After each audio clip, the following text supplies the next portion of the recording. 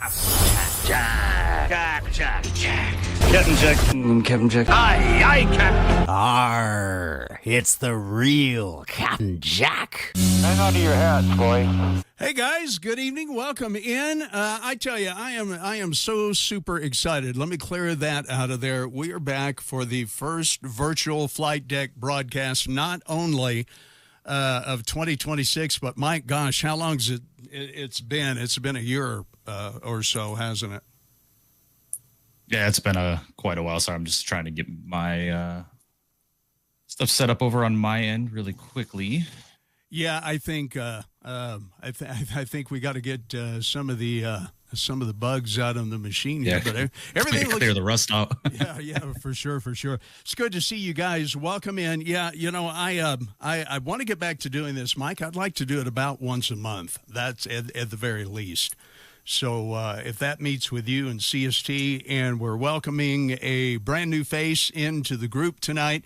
Super glad to have Charlie 31. My good friend Craig is along. Always good to be here. Yeah, it's great to see you. I want you to tell the group a little bit about yourself, you know, what you want to share here on YouTube and that sort of thing. We do have a chat window going already. Want to say hello to Yoham there, and, CSTFlightDeck's in the chat, and there's Charlie 31 in the chat as well. So we'll start out with a bang here. But anyway, Craig, welcome. You live stream here on YouTube as Charlie 31 and do some really great work with the VR headset. Really impressed with what you do. Tell us a little bit about yourself, and we'll get started tonight.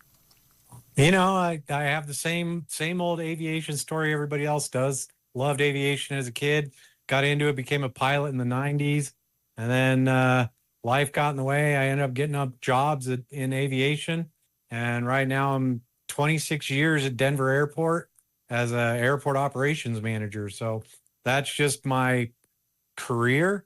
And then for giggles, I've always been into the flight sim.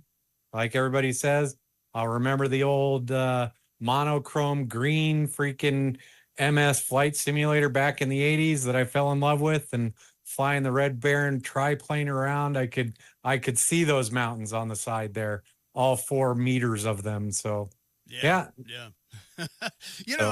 I tell you, that'll be kind of a fun way to start the night out and to kind of get back into it, is for all of us to kind of share a little bit, like Craig just did then, about what got us started in this. Now, I'm kind of the oddball out, and then Mike, I'm going to come to you in CST because I am a radio broadcaster. I have been doing this since I was 15 years old. Started at WFLI in Chattanooga, Tennessee, as a top 40 disc jockey back in the mid-'70s. And really didn't have any aspirations of flying or piloting or any of that kind of thing. But as I got older, I got more fascinated with it. I had a friend of mine take me up in the traffic helicopter here in Denver one time, and got to cruise around Denver while the guy was doing his traffic reports, and they had me sitting in the left-hand seat, and the guy says, you want to give it a try? And I said, okay, sure. And so he let me fly it around at about 1,000 feet altitude over the Denver freeways. And from that moment on, my interest really got piqued up. And, Craig, I did the same thing with remember the old first flight simulators? The ones I actually used were simply wire green. You had triangular mountains. You had a runway that kind of stretched off almost into infinity. And I started with that, and of course came up through the Microsoft Flight Simulator ranks all the way back to Windows 98.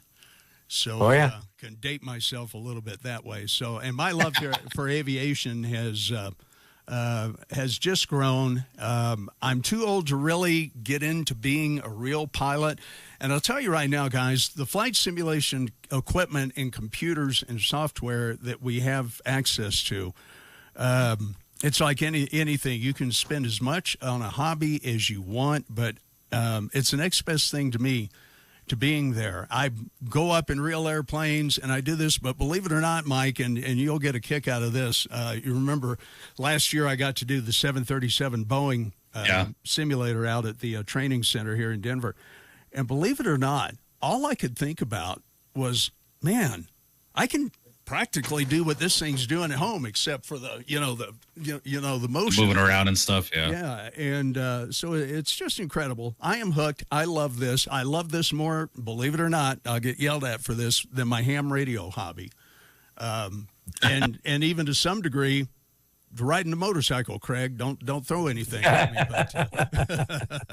But and somebody else who rides and can kind of speak to that a little bit too is CST. CST, so glad to have you here tonight. So glad you could make it. So much to talk to you about, my friend. We're all looking forward to Flight Sim Expo coming up. We'll touch on that a little bit later as well. But tell us in the group and those watching, what it's all about for CST Flight Deck. I mean, my thing for aviation started with my job. I mean, I was a maintainer for 26 years. So I worked on mostly, not mostly, but pretty much all of it was military aviation. So F-18s, S-3s, E-2s, C-2s, and last but not least, the EA-6B, which is a military version of the 707. P3s as well, not so much the P8s. I've done I level, O level. So yeah, I've done it all pretty much when it comes to aviation maintenance, from fuel tanks to engines and structural repairs. I've worked from being the maintainer that runs out and does turnarounds, daily inspections, and tire changes, engine changes, you name it, to actually being behind the desk and running the day-to-day maintenance effort and meeting the flight schedules and launching planes off the pointing hand of the flight deck carrier and all that good nonsense. And I had a lot of fun doing it. But come around the 22-year mark, I re-enlisted one more time, and I was like, that's it. Once I hit 26, I'm done. Partially because my mind was telling me yes, but my body was telling me no. The good old song. So I had to call it quits. Don't I know it? So I had to call it quits with that. So that's my history in the aviation aspect, I guess, if you put it that way. I pretty much did everything when it came to aircraft, multiple platforms, from maintaining to starting up, taxiing to high power spots or the threshold of the runway, and testing performance at high power settings. The only thing that I never did was take off the aircraft, because I probably would have got arrested. So that's pretty much it. I was qualified taxi and turn up when I was 18 years old. So when I was 18 years old, I would get into an S3, talk to ground, talk to tower, start the aircraft, start it, go to a power spot, and just do high power performance and make sure the airplane, it's like a periodic inspection you do on the aircraft after the engine wash and stuff like that. So yeah, little 18-year-old CST or mellow, getting into a multi-million dollar aircraft and taxing that thing out to the runway, right? And then you're like, really? Yeah, really. It was after about three or 4 years after that, they took the qualification away because somebody ran a plane into a building. So now I was no more. Well, it wasn't me. No, definitely not. So the qualification went from being called taxi turn up, because you taxi and turn up the aircraft, to only turn up. They took the taxi away. So yeah, you can turn the aircraft up, but if you want to taxi the plane to the high power spot, you got to call a pilot and tell them to take you over there. Sure. So that's how that happened. It was either calling a pilot or hooking that thing up to a tow tractor and dragging it out to the high power spot. So yeah, they took that away, unfortunately. But I've been TFO qualified, so I was qualified to actually. I was not an air crewman per se, but I was qualified to fly in the airplane as a temporary flight officer. So what does that mean? That meant for me that anytime a plane broke down cross country somewhere away from our base station, they stuck me into a plane to go rescue that broken down plane. Sure. So it saved money on airline tickets. Instead of paying airline tickets to send me to go fix the plane, they just stuck me in another S3 fly me out to where the other plane was broken. So yeah, I've done some cool shit. I've done some cool stuff. I've done some crazy stuff in the military. So like I said, I enjoyed every day of it, and that's really why I do what I do with flight simulation, is because my love for airplanes. So I'm not privileged enough to be like you though, Jack. I did not get to shake hands with Wilbur and Orville Wright when they started aviation, but I know who they are. So yeah. Well, you're not that far behind. No, I'm kidding, of course. You know. First of all, Mello, thank you so much for your service and for all that you guys in the military did. And you know, I've always been highly admiring of that, and really thank you, you know, for doing that. Recognize that, and that's important. Mickitty Mike and I are kind of the instigators originally of this virtual flight deck thing. And Mike, of course, I don't know how many, you got to be up near Owls now in subscribers, I would think. Getting no, those. far from. We've got a lot of guys in the chat. I want to say hello to you in a minute, but first let me introduce to you my good flight sim and buddy here, Mickitty Mike. Mike, I'm hoping to get to shake your hand as well as Mello's at Flight Sim Expo this year. Tell us all about Mickitty Mike, and congratulations. Oh yeah, you've had some neat stuff happen this past year. Congratulations. Yeah, it's been 2025 was definitely a trying year, definitely, but it was a year full of accomplishments and a year of just learning. You know, it was definitely a year that took me through some ups and downs for sure, but you know, I got married last year finally after being engaged for however long it was. You know, see the picture right up there.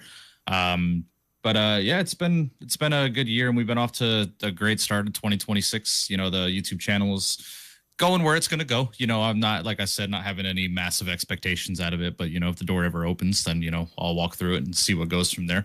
Definitely not anywhere near Owls. I mean, I think Owls almost at 52,000 subscribers that guy's at. Like, it's absolutely incredible. But quickly, chat, appreciate you guys all tuning in tonight for yet a long past due episode of the Virtual Flight Deck podcast. I think the last one we did, Jack, was like 11 months ago, give or take. It was almost a year ago. Yeah, it was almost a year. Yeah. But we got Mr. Dewan, Tom Webbo's in the house. We got Eamon, SoCal Snoopy. We got Mr. Flying with Even Bone Aviation. Rich's World is in the house. Richard is definitely someone I want to bring on this podcast, being he's a Gulfstream pilot. You know, definitely talk about the corporate world and stuff like that. Av3 at 9 on, but I think that's how you say that name. I'm not sure. Aviation Bros is here. We got EDP. Eamon is here. Scrugger. CST's in the chat. What's up, CST? How are you doing? Beanie Aviation is here. We got Owls. Owls, where are you? You joining or what? What's up? Are you too important for us, Mr. 50K? Mr. David Landry's here. We got Dom, Mastro, Pipeplot, and a bunch of others that are here. Guys, I'm not entirely sure why the stream output is at 720p. I think YouTube will up it to what it's supposed to be. I'm not sure why that is. I'll have to look into that a little bit later. But thank you guys for tuning in for yet another episode of the Virtual Flight Deck, where we talk everything flight sim, and speaking with Charlie 31 and CST Flight Deck about what's been going on. But yeah, Jack, I appreciate you. I know you've been working your tail off the last year too, you know, traveling to and about doing your radio stuff. So it's good to be back. I'm really looking forward to the conversation tonight and what we're going to be talking about. So yeah, well, let's jump right into it. I want to say hello to the folks in my chat, including moderator Yoham YT. Yoham, welcome. Good to see you. Tyler Rocks is in here. Let's see, there's Dominic as well in there. Thanks for hitting both of those guys. Sure appreciate it. Graham in Scotland. Graham is always here for my streams. I really appreciate you in here, mate. AJ Fernari, hey, buddy, good to see you tonight. Let's get into this. We'll try to catch everybody in the chat. AJ, I did see that you put a question in there, and Aiden767 says the goats all in one session. Love it. There you go. That's pretty good. Guys, let's talk about it. 2024 has had a year to mature. It's had a year. It's out. I'm even on it. You know, I was kind of yelling and screaming and kicking my feet to not go there because I had 2020 running so well. And I took about 3 weeks once I installed 2024, and it only took me about that long to get everything back where I want it. Now I'm working on some of the fine tuning with the frame rates and just making it look as good as it possibly can. I'm a broadcast engineer. I tend to tinker and fool with things, even when it's running well. And then I go back and say, why did I do that? I just messed up the whole 9 yards. So anyway, I'm having fun doing all that. But let's talk about 2024. Hey, by the way, Spin Rush RC in Japan. Hey, buddy, good to see you in there tonight. Let's go ahead and jump into this. AJ, I have marked your question. We'll come back to that in just a few minutes. But 2024, everybody's over on it now. How are you seeing it as it's matured? How are you seeing it as it's in the position that it is now? How's it doing? What do you think? Mello, I'm going to start with you. CSTFlightDeck. What do you think? I mean, I was one of the first people actually that moved on to 2024 when it comes to content creators. Everybody was still like, oh no, it's not there yet, whatever. The only thing I was missing 2024 when I first switched over to it was Flow Pro, Chase Plane, and the PMDGs. And at a certain point, I still had both sims installed on the PC. So I said, hey, if I ever have the need to fly the PMDG, then I'll just switch to 2020. But then I quickly went from that to, you know what? I don't need to be flying the PMDG until PMDG comes to 2024. So I just stuck with the iFly when I had the hitch for the Boeing, and I went that route. I loved it, man. It's I think after the first few months, after about the first 5 or 6 months of its release, it quickly got good, right? After about sim update 1 or 2, it was already good. So the CTDs had been resolved. The issue with logging into the server was resolved. And I was having a lot better, a much better experience on 2024 than 2020. 2024 just runs better, man. It's undeniable. So to see this, there's still people out there to this day that for some reason think that 2020 is better than 2024 just blows my mind. But hey, if you want to stick with 2020, then stick with 2020. I'm not here to force you to switch or anything else. It is what it is. But yeah, no, I was, not that I'm bragging, but I was one of the first ones that switched over to 2024 and said goodbye to 2020. Yep. And there were still people out there that were like, no, I will not do it until, 2 years from now or whatever. I'm like, why? Why are you killing yourself this way? But anyways, yeah. I mean, there's other people that have submitted for refunds, like, a couple of weeks after the sim was out. Didn't even give it a shot, right? We all know that these things start out a certain way. And, it might be good in a small tested environment, but once you open up to a huge community like the flight sim community and everybody gets in it, now you start to see issues, right? And I think it's good for us to play that part, right? Be involved in the beta testing and sending in trouble calls with issues in the sim, because a lot of stuff that was exposed in the first few months of us being able to be in the sim was something that I don't think they were ever able to recognize in their small environment of testing, right? So I think that's part of our job, is to make the sim better as well. Yeah. As enjoy it and take advantage of it. So yeah. Yeah, so many of us, using it and, being able to report even on a daily basis some of the things we're finding with it, always a good thing. Craig, what do you think? Charlie 31, your thoughts on 2024 after a year? Well, and that's so I was right there. I wanted to switch over as soon as it came out. I knew we were going to have some growing pains, some teething. But since a majority of my flying is done in VR, it absolutely tanked my system. I've got a decent system. It's not super high end or anything like that, but coming out of the gates and kind of being that beta state without actually being in beta really kind of just sort of interfered with the VR, and it wasn't optimized for VR right out the gate. So it probably wasn't until about Sim Update 3 that it started becoming a little more viable for the VR aspect of it to start to really shine.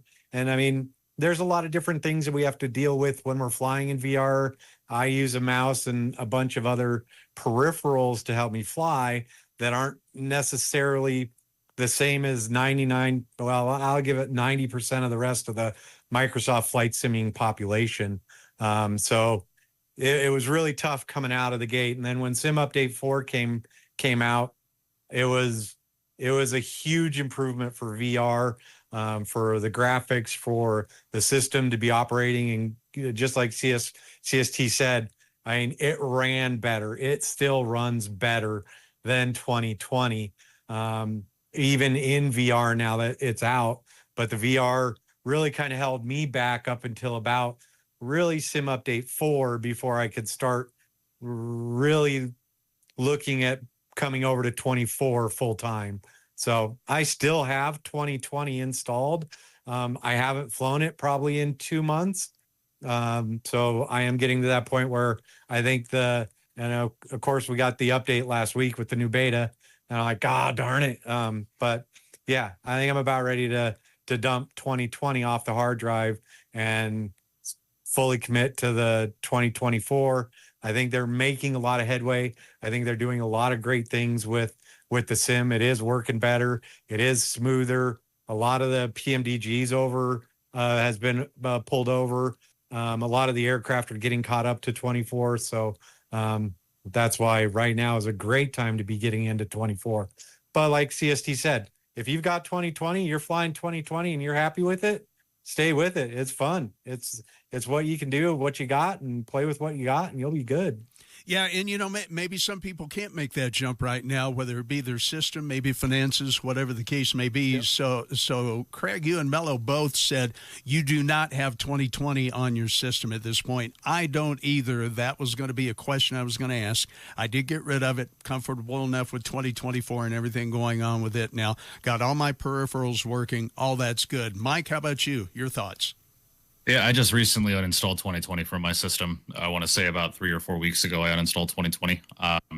I'm still on the up and up with 2024. I'm optimistic about what the sim is going to be in the next, fiscal year. I think more on my end, and massive shout out to CST and his IT guys in his Discord, but they finally got my system running to a point where I'm no longer frustrated when I launch the sim to try and get it streaming and stuff like that, because issues with my computer was what was keeping me from wanting to jump on 2024, and that's why I stayed with 2020 for so long. Yeah, is because it worked, right?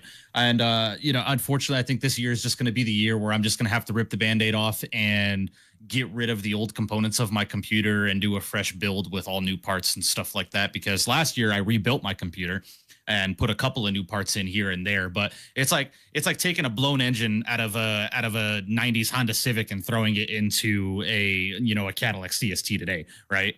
It's just it's definitely something that's going to have to happen, right? Sim Update 4 beta was definitely the update that I needed to the simulator for it to be a comfortable move to where I can say I'm confident in the abilities of the simulator, even though I still have some gripes with it about why it looks as bad as it does on my stream's end versus what I see on my physical screen. But that all has to do with my computer's hardware and OBS settings and stuff like that just aren't gelling well enough with one another. So that's why this year is definitely going to be the year where I'm going to have to rip the Band-Aid off and spend some money to actually continue the production value of the YouTube channel, to be able to get the sim to at least look up to my standards, right? Everybody in my chat says it looks fine, but in my standards, I'm like, no, I'm not happy with this, right? But I'm happy with what 2024 is coming to be, man. The sim looks absolutely beautiful. You don't need to run 1,000 mods for it to look good, just like we did with 2020 with, Rex Atmos and Reshade and et cetera, et cetera. Base 2024 looks good. Now, I know a lot of guys that run those types of things, but that's what makes them happy. It's the things that they enjoy. So, allow them to do that. And, I run Rex Atmos Core every once in a while because Rex is a partner of the channel and they sent the product over to me. And I do mess with some presets and different things here to see kind of like what I love seeing people's artistic eyes for the sim, right? Because one person's sim might look entirely different to somebody else's. And that's kind of why I still have those things installed. But yeah, I mean, we're coming up there with the lineup of aircraft, and PMDG is bringing their planes over, which I'm sure that's going to be a conversation tonight about PMDG and their 7-3 lineup, etc. But that's we got some stuff to talk about, man, and I'm happy that 2024 is on the up and up. We're kind of at a bit of a stalemate. It's always that time of year where not a lot of stuff is releasing, and there's not really too much excitement about the sim right now. It's just kind of load up, fly what you want to fly, and go from there. But man, 2026 is going to be a good year for the sim. So I'm really looking forward to. We got some phenomenal products that are coming out, whether it's in the sim or peripheral wise, from different companies that are really going to make the sim even that more immersive. So 2024 is my full-time sim, and I'm going to be sticking with it until it tells me otherwise. I do have X-Plane 12 though, Jack. I did get X-Plane 12 back on my system, and I jump on that every once in a while to get my 7.5 and 7.6 fix in when I need to. And X-Plane is actually on the up and up as well, man. 12.4 looks phenomenal, and they're starting to really kind of dive into like what the community needs to, or wants and expects from a flight simulation development team, right? So I think Laminar Research is doing the right thing too. They're just still, in my opinion, behind the ball. So we'll see. We'll see what happens. Chat. I apologize. I just realized what's going on with my stream and why it's only showing at 720p max right now, and that's when I created a new scene in OBS for this podcast tonight. For some reason, it downscaled my resolution in the settings, and I am not able to edit that until the stream is over. Or I'd have to restart the stream in order for that to be fixed. So next time, that will be fixed over. But I got a couple of other things. Mr. JJ Stevens, Jack, wanted me to tell you he was a let me find it. He was a radio program director and morning show director for 30 years, and he still does it. Nice. And Nice. He says broadcast engineers are what keep them in radio and TV shows alive. Much respect for you, Jack, coming from Mr. JJ Stevens in my chat. Thank you. Mr. Southwest Pilot, hope you're doing well. Hazar is here. Appreciate you stopping in. Welcome. Evian Jordan, welcome. Hoping Microsoft can fix the clouds soon. I disagree. I think 2024 clouds look phenomenal. Probably the best clouds we have in any simulator. The only thing I want to see is a little bit more immersion when you're flying through the clouds. I kind of want to see that type of stuff, but Kyron, hope you're doing well. Appreciate you stopping in. Welcome. But yeah, guys, but that's to answer your question there, Jack. 2024 is definitely going to be the full-time sim going forward. Yeah, for sure. A couple of things in my chat. AJ says he still has 2020 installed. Spinrush RC says, I think it's about getting your money's worth. 2024 is better.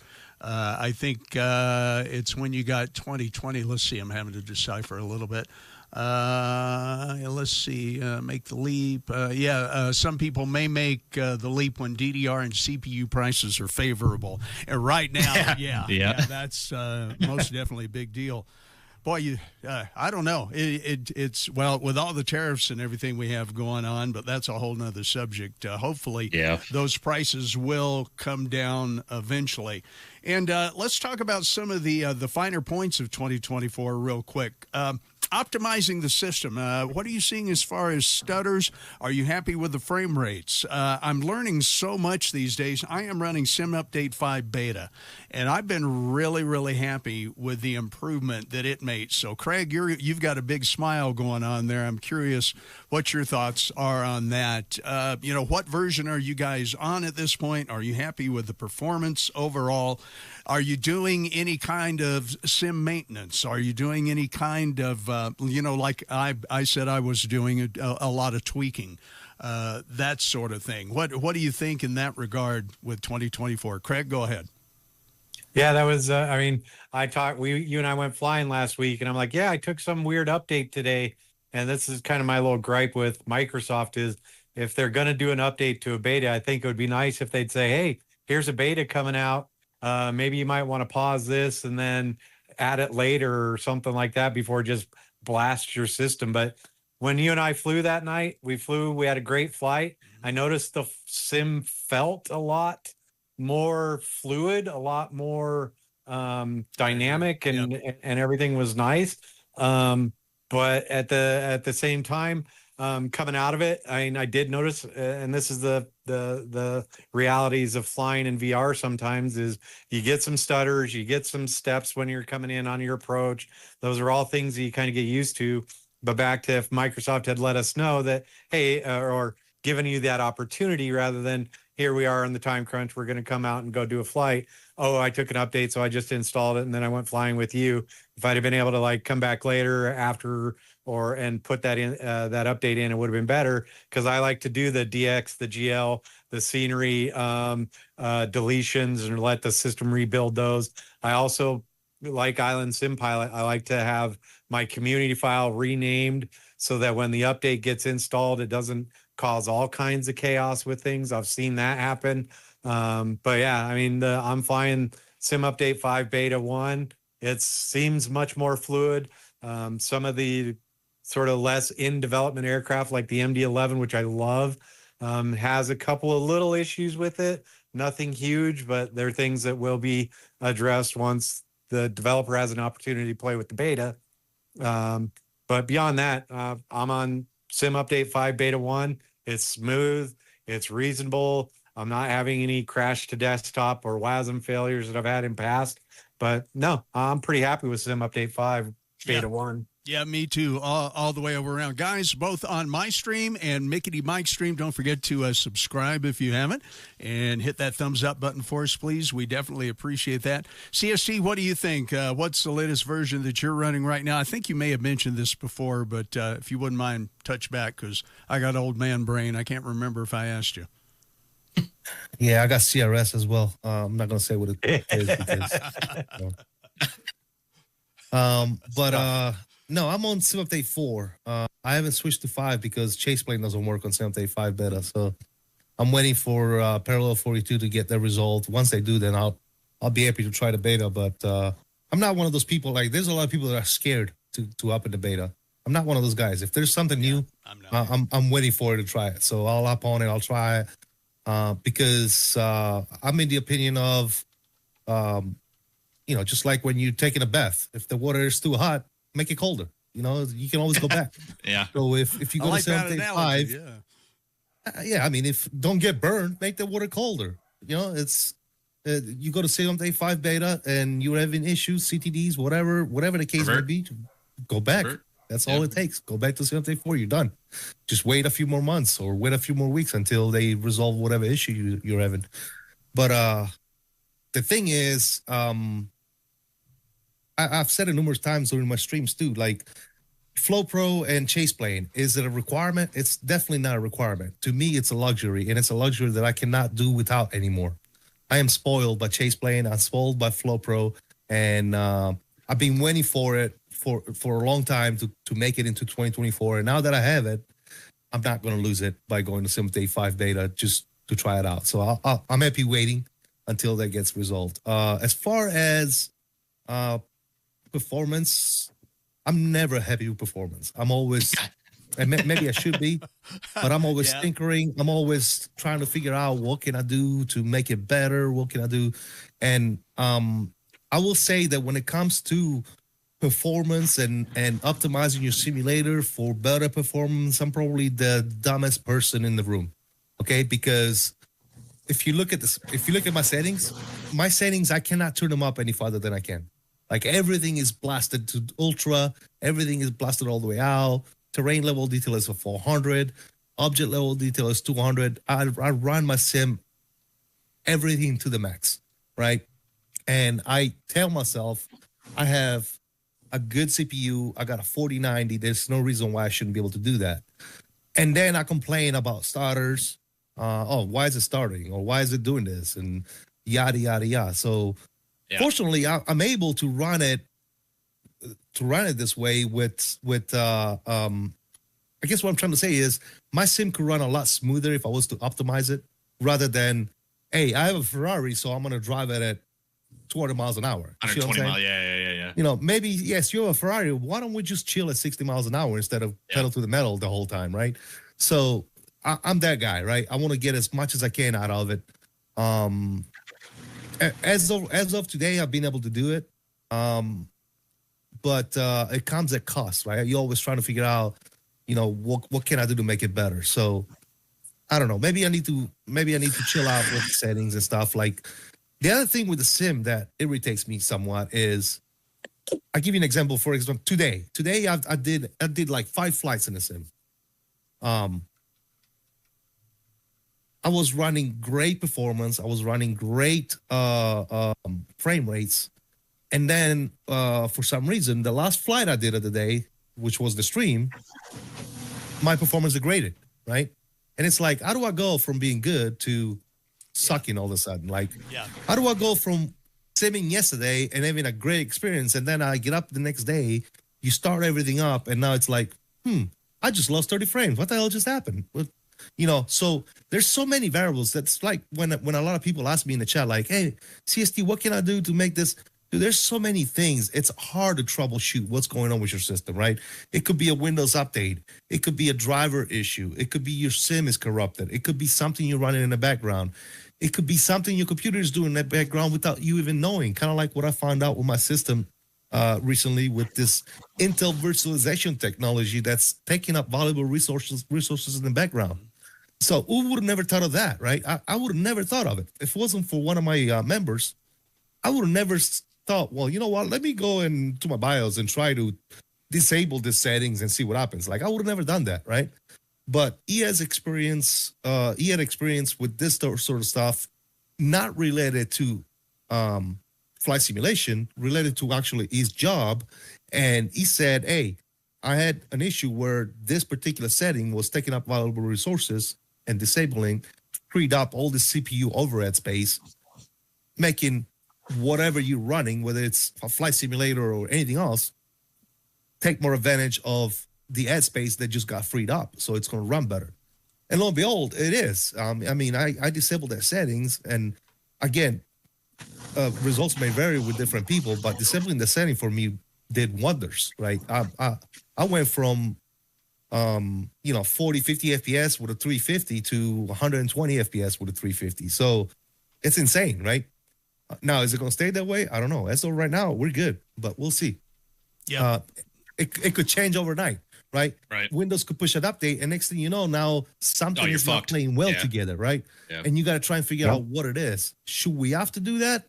I don't think we should. I think Microsoft and Asobo should try and figure out how to make the sim play well with the systems, but I don't know, man. It's a huge sim, right? It's hard for them as well to try and figure certain things out. So I don't know. Yeah. I think 2024 is in a much better state today than 2020 will ever be, obviously, at this point. But I'm having fun with it, man.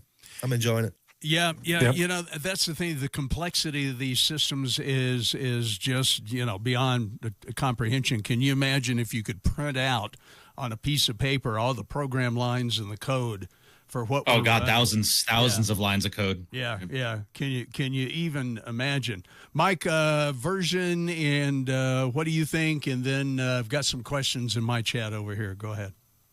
I got some questions over here too. I'm currently still on Sim Update 4, simply because just for the content creation aspect of things, there are still some airplanes that I fly on a regular basis that are not compatible with Sim Update 5 beta. So I'm very much so, and this is how I was on 2020 as well, is I give that beta some time to kind of lay its feet in the ground before I swap to it. And Sim Update 4 is running fine for me. And to attest to what CST was saying, it could be one thing on your system that is just causing unfathomable, I say that 5 times fast, amount of issues on your system that you would have never thought, right? Like, so for example, I was in CST's Discord, I want to say what was it, 2-3 weeks ago, CST, and one of his IT guys were messing around on my computer, and we found out that my RAM was not running at its peak. It wasn't even running at like a third of its performance capability. So once we finally found that issue and adjusted it to what it can run, I loaded up into the sim and I saw probably a 40 to 50% performance increase just by that one setting, right? So that's my biggest issue with flight simming in its entirety, is just the complexity of like why it takes so much time to find one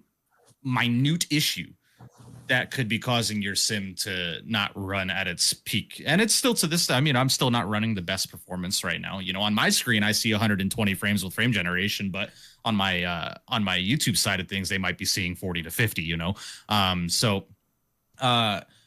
definitely hoping that Microsoft and Asobo can iron out those details within the next few sim updates to where we're not seeing the VRAM degradation with graphics cards and the intensity of graphics cards having issues running the sim because of VRAM restrictions and stuff like that. Like, for example, prior to the graphics card that I put in the computer now, which is a 5070 Ti at 16 gigs, I had a 4070 at 12 gigs. And you would think, and you hear 4070 and you're like, oh, that's a good graphics card, right? But then you run into the sim and you're like, I'm running like 20, 30 frames per second right now, and I can't seem to get past a memory usage issue here. So I had to spend $1,000 to upgrade to a 5070 Ti just to be comfortable with the sim. And that was even on the 4070. That was running it on low graphics, man. It wasn't running at ultra or high. I was medium to low graphics on literally everything.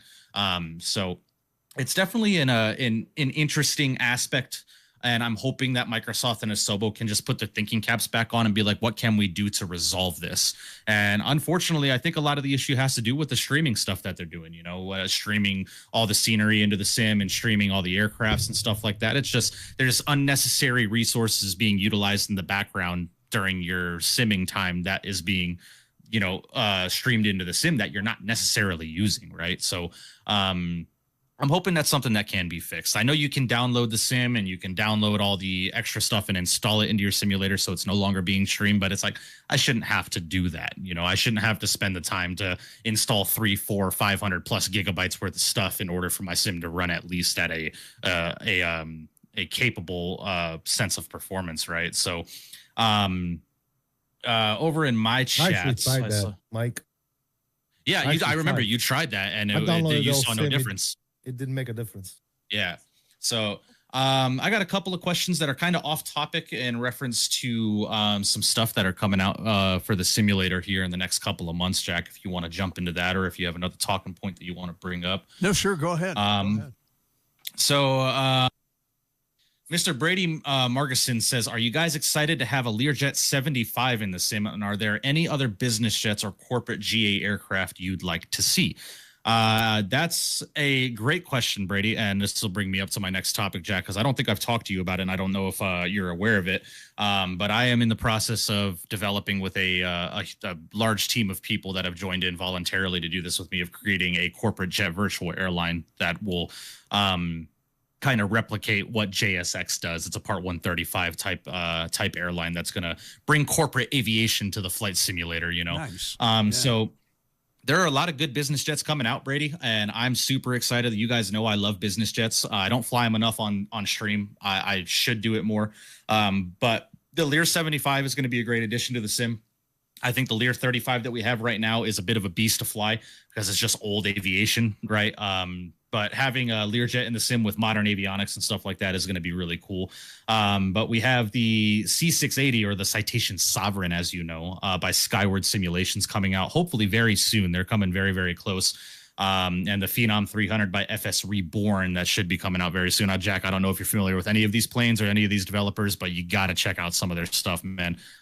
These planes are going to be phenomenal. I am so excited for them, and they're going to be great additions to the virtual airline fleet. So I still haven't flown that airplane I won on your stream that night. So yeah, I still got to do that. Yeah. They're great planes, man. There's a bit more of a challenge to flying corporate aviation than there is just flying, you know, a 7.3 or a 320, right? Yeah. Because you're flying an aircraft that can propel you into the air at 5,000-6,000 foot per minute on a light load. You know, it's something that can get ahead of you very quick, and something you have to be really on top of while you're flying.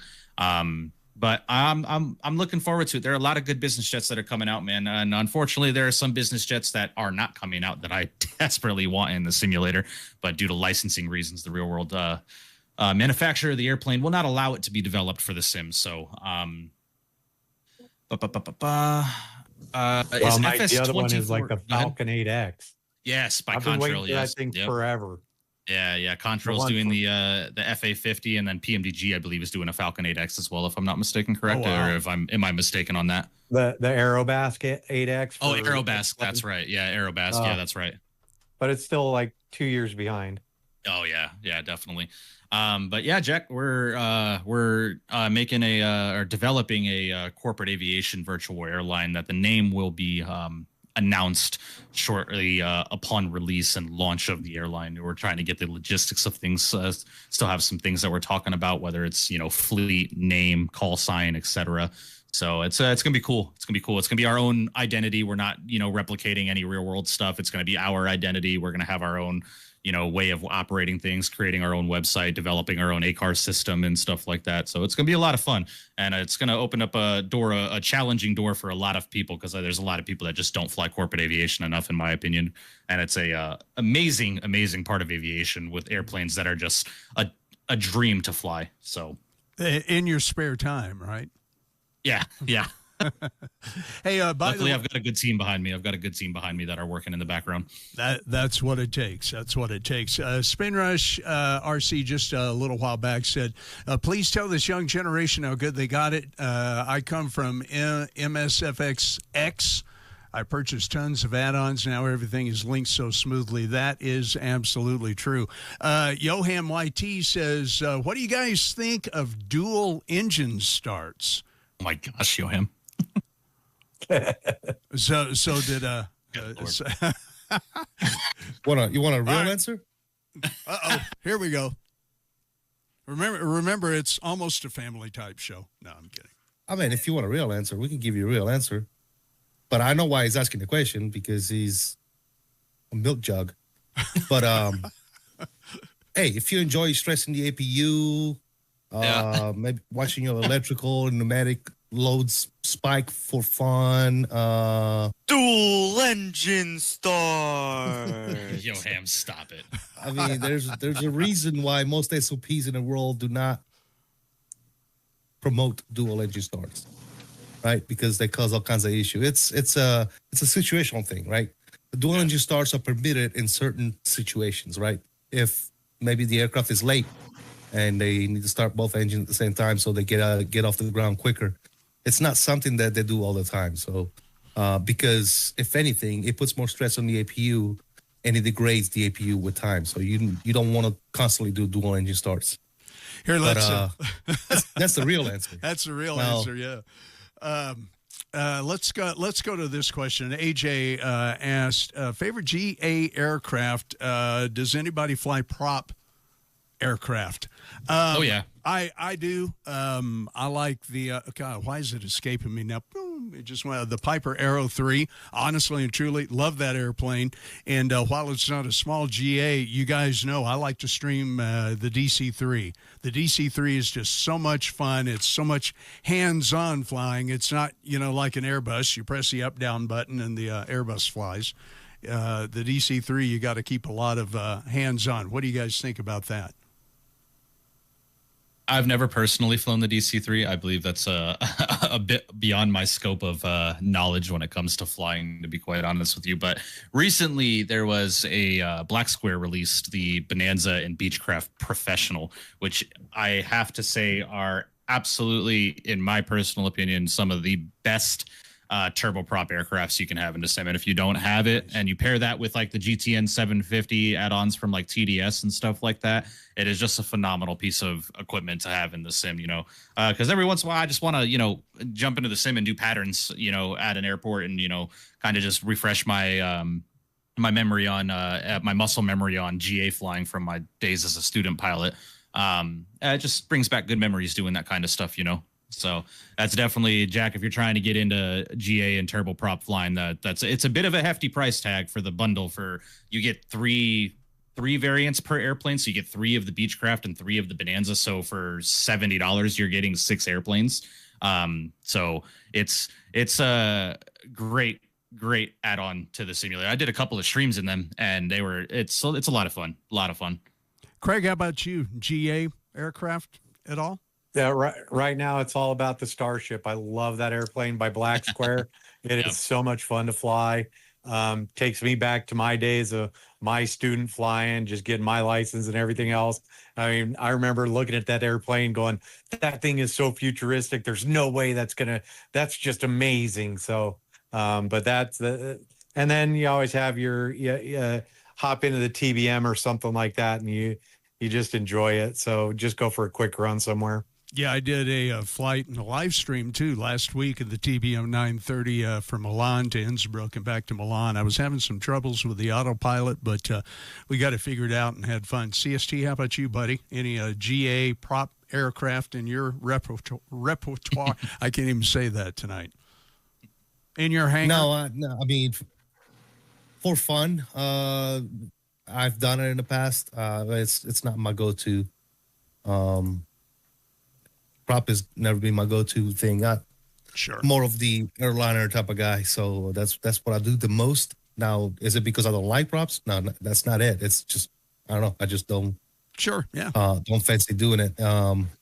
It's to.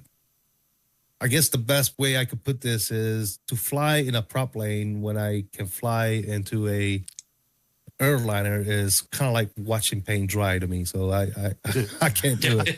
I can't. Gotcha. Hey, no worries. I want to talk about sceneries a little bit. Some of the sceneries in 24, some of the add-on sceneries, some of the compatibility of the old sceneries that you may have downloaded off Flight Sim TO. I got to tell you, I'm having a lot of great luck with that. I'm using a lot Flight Sim TO sceneries that I downloaded for 2020, and they're coming across on 2024 real well. Let's see. David Landry says, okay, out of the sceneries that you've been or that have developed for 2024 or X-Plane, what are your favorite add-on scenery packs airports you've used? So, guys, there you go. There's a question. Craig, what do you think? Well, so I use the AnyBuilds JFK is probably one of my favorite airports right now. I used to love to fly in and out of JFK in 2020, but that airport was kind of a disaster. You'd stutter and all kinds of weird things would happen. And then when I made the move over and they straightened out JFK, it's just a fun airport to fly in and out of now. What used to be just like a hog on your system resources isn't as bad anymore. So flying in and out of Boston, JFK, any of the Eastern Seaboard airports is a whole lot more fun now. So, but like you, I've had a lot of luck with the Flight Sim TO sceneries that I downloaded for 2020. And this is where add-on linkers is so amazing to work with, is because you're able to, if it doesn't work, you can just knock it out of there. It's not something you have to dig out. But yeah, you're able to move over from 2020 to 24, even though it's not necessarily saying supported in Flight Sim TO yet. Maybe the developer hasn't had a chance to get in and look at it, but you can make it and it works well. So there's a lot of options out there. They're all great options. Yeah, absolutely. CST, what about you? The thing that I would say when it comes to scenery, if you do spend money on scenery, I would focus on what area do you fly the most. So obviously North Americans, we tend to stick to North America. Europeans do the same. They tend to stick to Europe and stuff like that. And then once you figure out, okay, this is the area that I'm going to focus the most, I'm going to do most of my flying in, then I will go by, instead of going by scenery, individual scenery, I will probably consider looking at what developers do the best job with sceneries, right? Yeah. Because we all know there's a bunch of scenery developers that you definitely want to stay away from or think twice before giving them money. So do your homework, do your research. There's top developers, and then there's mid-tier developers, and then there's developers you want to run away from. So keep that in mind. But some of the safe ones, obviously, AnyBuilds, Vertical Sim, Flightbeam, Xcoder, all those are good, reliable scenery developers. And then you have, one-hit wonders. You got your Flight Tampas and you got your FS Dream Team that will release a scenery. It's great, but don't update it for 15 years afterwards. So we're stuck with a Chicago, for example, ORD that's impossible to taxi into because it's outdated by what? I would say a good 6 to 7 years. It hasn't been updated. Taxiways are wrong, so on and so forth, right? So definitely do your homework before you spend money on the scenery. That's all I would say. Sure. Yep. What about you, Mike? Well, I'll tell you, I have a scenery in mind that just recently released that I actually have been thoroughly enjoying, and there have been a lot of varying opinions on this scenery about its quality and stuff like that. But the Indie Builds Dallas Fort Worth that just released, in my personal opinion, is a phenomenal scenery. And it's an airport that we've needed in a simulator for so long that to be properly done. And now, will I say it's perfect? By no means. I don't think any scenery that releases for the simulator is perfect. But I will say, out of all of the DFW sceneries that have come out for the simulator since 2020, and with them doing it as a standalone scenery for 2020 and 2024, or what's a handcrafted scenery, is what I'm saying. I think the scenery is phenomenal, man. I've been really enjoying flying it as of recent, specifically because I am based out of Dallas Fort Worth with American Virtual, so I do a lot of flying in and out of that airport, and I've been like desperately trying to or desperately been wanting a quality DFW. And Indie Builds dropping this, I think, has really done some. They've really done a good job. I've heard some opinions that it's not really that good, or the handcrafted one is better, and this, that, the third, which I think is just a bunch of malarkey. I just think people can never really truly be happy with something. But in my opinion, the Indie Builds DFW is fantastic. So hopefully in some updates, we'll start seeing like the true DFW feel and look, with all the clutter and the grease on the buildings and stuff like that. But I think that's just kind of a limitation with how massive that airport is. I think in the back end they were thinking performance over quality. But you look at the D gates, the Delta gates at DFW, and the interior of that terminal that they did. I think they did a really good job. So I've been really thoroughly enjoying that. And Vertical Sim just released West Palm Beach for Florida yesterday. And I flew into it yesterday, did a giveaway. I flew into it with CST this afternoon. And that's also another phenomenal scenery that has just released. He's done all of the corporate FBOs such as Jet Aviation, Signature, and Atlantic, and they all have interiors. They're all interiorly modeled. The entire passenger terminal, is modeled for the commercial side of things. And, it's a beautiful airport, And I really think he did a fantastic job. When it comes to the details, I think that's probably one of the best sceneries that have released this year so far. Very cool. That brings me to another point. And one of the things that I was concerned about when I was going to go over to 2020 and held off for a while was the fact is all this money that I spent on this scenery in the marketplace going to transfer over to 2024. And so when I installed 2024, they weren't there, and I waited a few hours and they still weren't there. And they've changed their marketplace. I think they call it marketplace now, and I'm blanking on what it was called before. It's amazing how I can't remember one thing 5 minutes later these days. But it wasn't there. So me and a buddy of mine who wanted me to come over to 2024, he told me about opening a ticket with the Microsoft people, with the Asobo people, and I opened that ticket. I sent an email, and 2 hours later, I had an answer back from the guy, and I thought this is going to take a week. But he had gone in, and he indeed saw that all of the stuff that I had bought was there, and he ported it over, and it all of a sudden appeared in my 2024 marketplace. And the thing that I don't like, sorry guys, I'm a little clogged up. The thing that I don't like about this new marketplace is it's a little squirrely on how you have to download it and install it. And it sometimes seems like I have to do this 2 or 3 times. What kind of experience are you guys having, with some of this stuff? With once again, you spent all this money in 2020 on nice scenery airports. I've got Boise, I've got the airports in Dallas. I've got so many airports that I had bought. in 2020 and downloaded, and they ran great, and I had to have them ported over. What kind of experience are you guys having with some of that? Craig, are you doing any of that kind of thing? Well, 2020 taught me not to buy anything out of the marketplace as best. Yeah. Because as soon as it gets updated in the real world, it takes another 6 months for Microsoft to allow it to be updated on the marketplace. So for the most part, I've only got a couple things in the marketplace.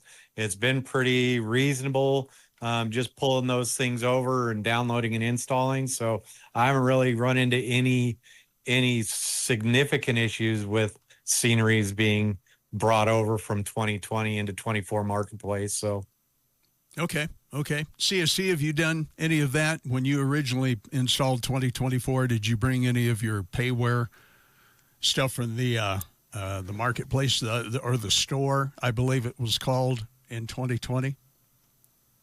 No, fortunately, from day one, I knew that marketplace was not an option for me. So the only two items I have from marketplace is the Kodiak and the FlightFX BizJet. I forget what is it? The Citation. The C750. Because that's the only place you can get them at. That's it. So that's the only two aircraft that I've gotten on the marketplace. Other than that, everything I either buy straight from the developers, or any builds, Contrail, and all the various Aerosoft One, all the various places, the Orbex, all the various places you can get sceneries and airplanes and stuff like that from is my sources. So you guys have I probably sold me on that. Yeah. All right. Very good. Mike, did you do any of that, or what's your story? Well, like CST and Craig, I avoid the marketplace like the plague personally. And it's not that the marketplace is bad, but I agree with Craig. Very, it takes ages for stuff to get updated on the marketplace. Ages, because you have a third-party developer. Let's just use PMDG as an example, right?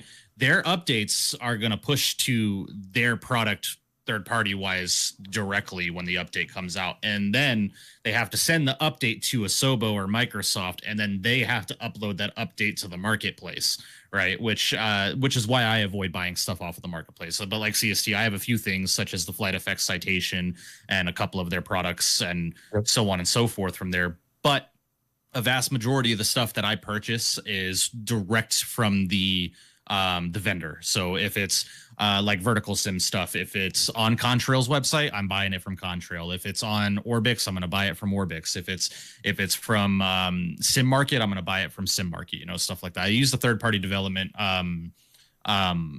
stores more than I will ever use marketplace, because I just don't like that Microsoft and Asobo have control over the files once it gets sent from the developer in order for the update to get pushed out.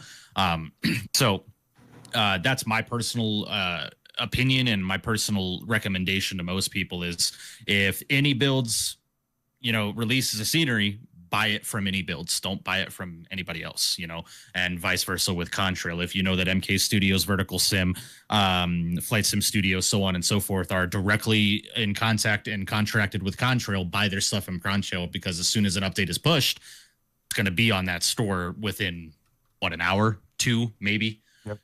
It's there pretty quick. So that's just my personal opinion. I have a couple of things.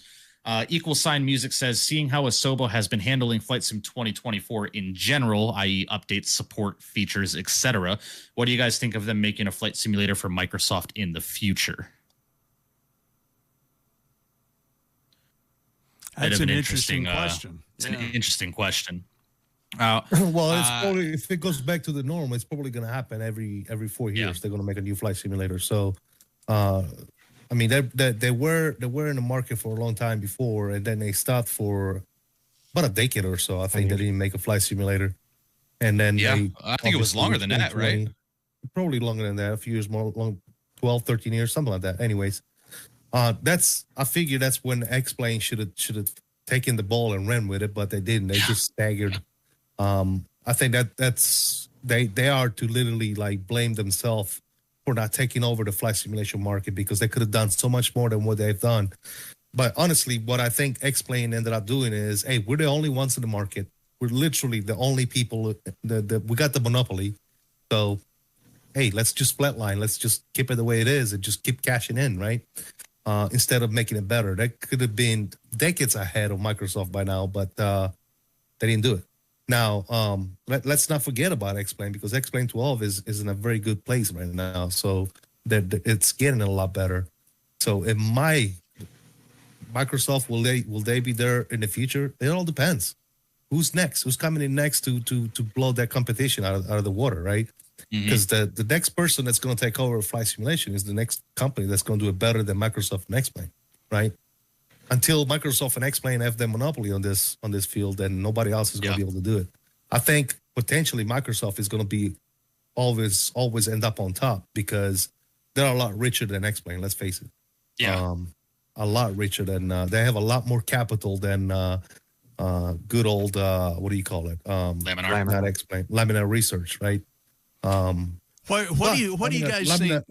What do you guys think X-Plane 12 in this case should do to put themselves in a more competitive, even keel, say, with Microsoft Flight Simulator? I think they're doing it already. It's just taking a little longer because of what I just said. They don't have the capital. They don't have the amount of people working on the project that Microsoft has. Sure. And Asobo, right? So it's taking a bit longer, but you can see clearly that X-Plane 12 from last year is not the same X-Plane 12 that we have now. I mean, it has come a long way, and it's just going to continue to get better. Now, the other reason why Microsoft is always going to be on top, in my opinion, is because they're smart.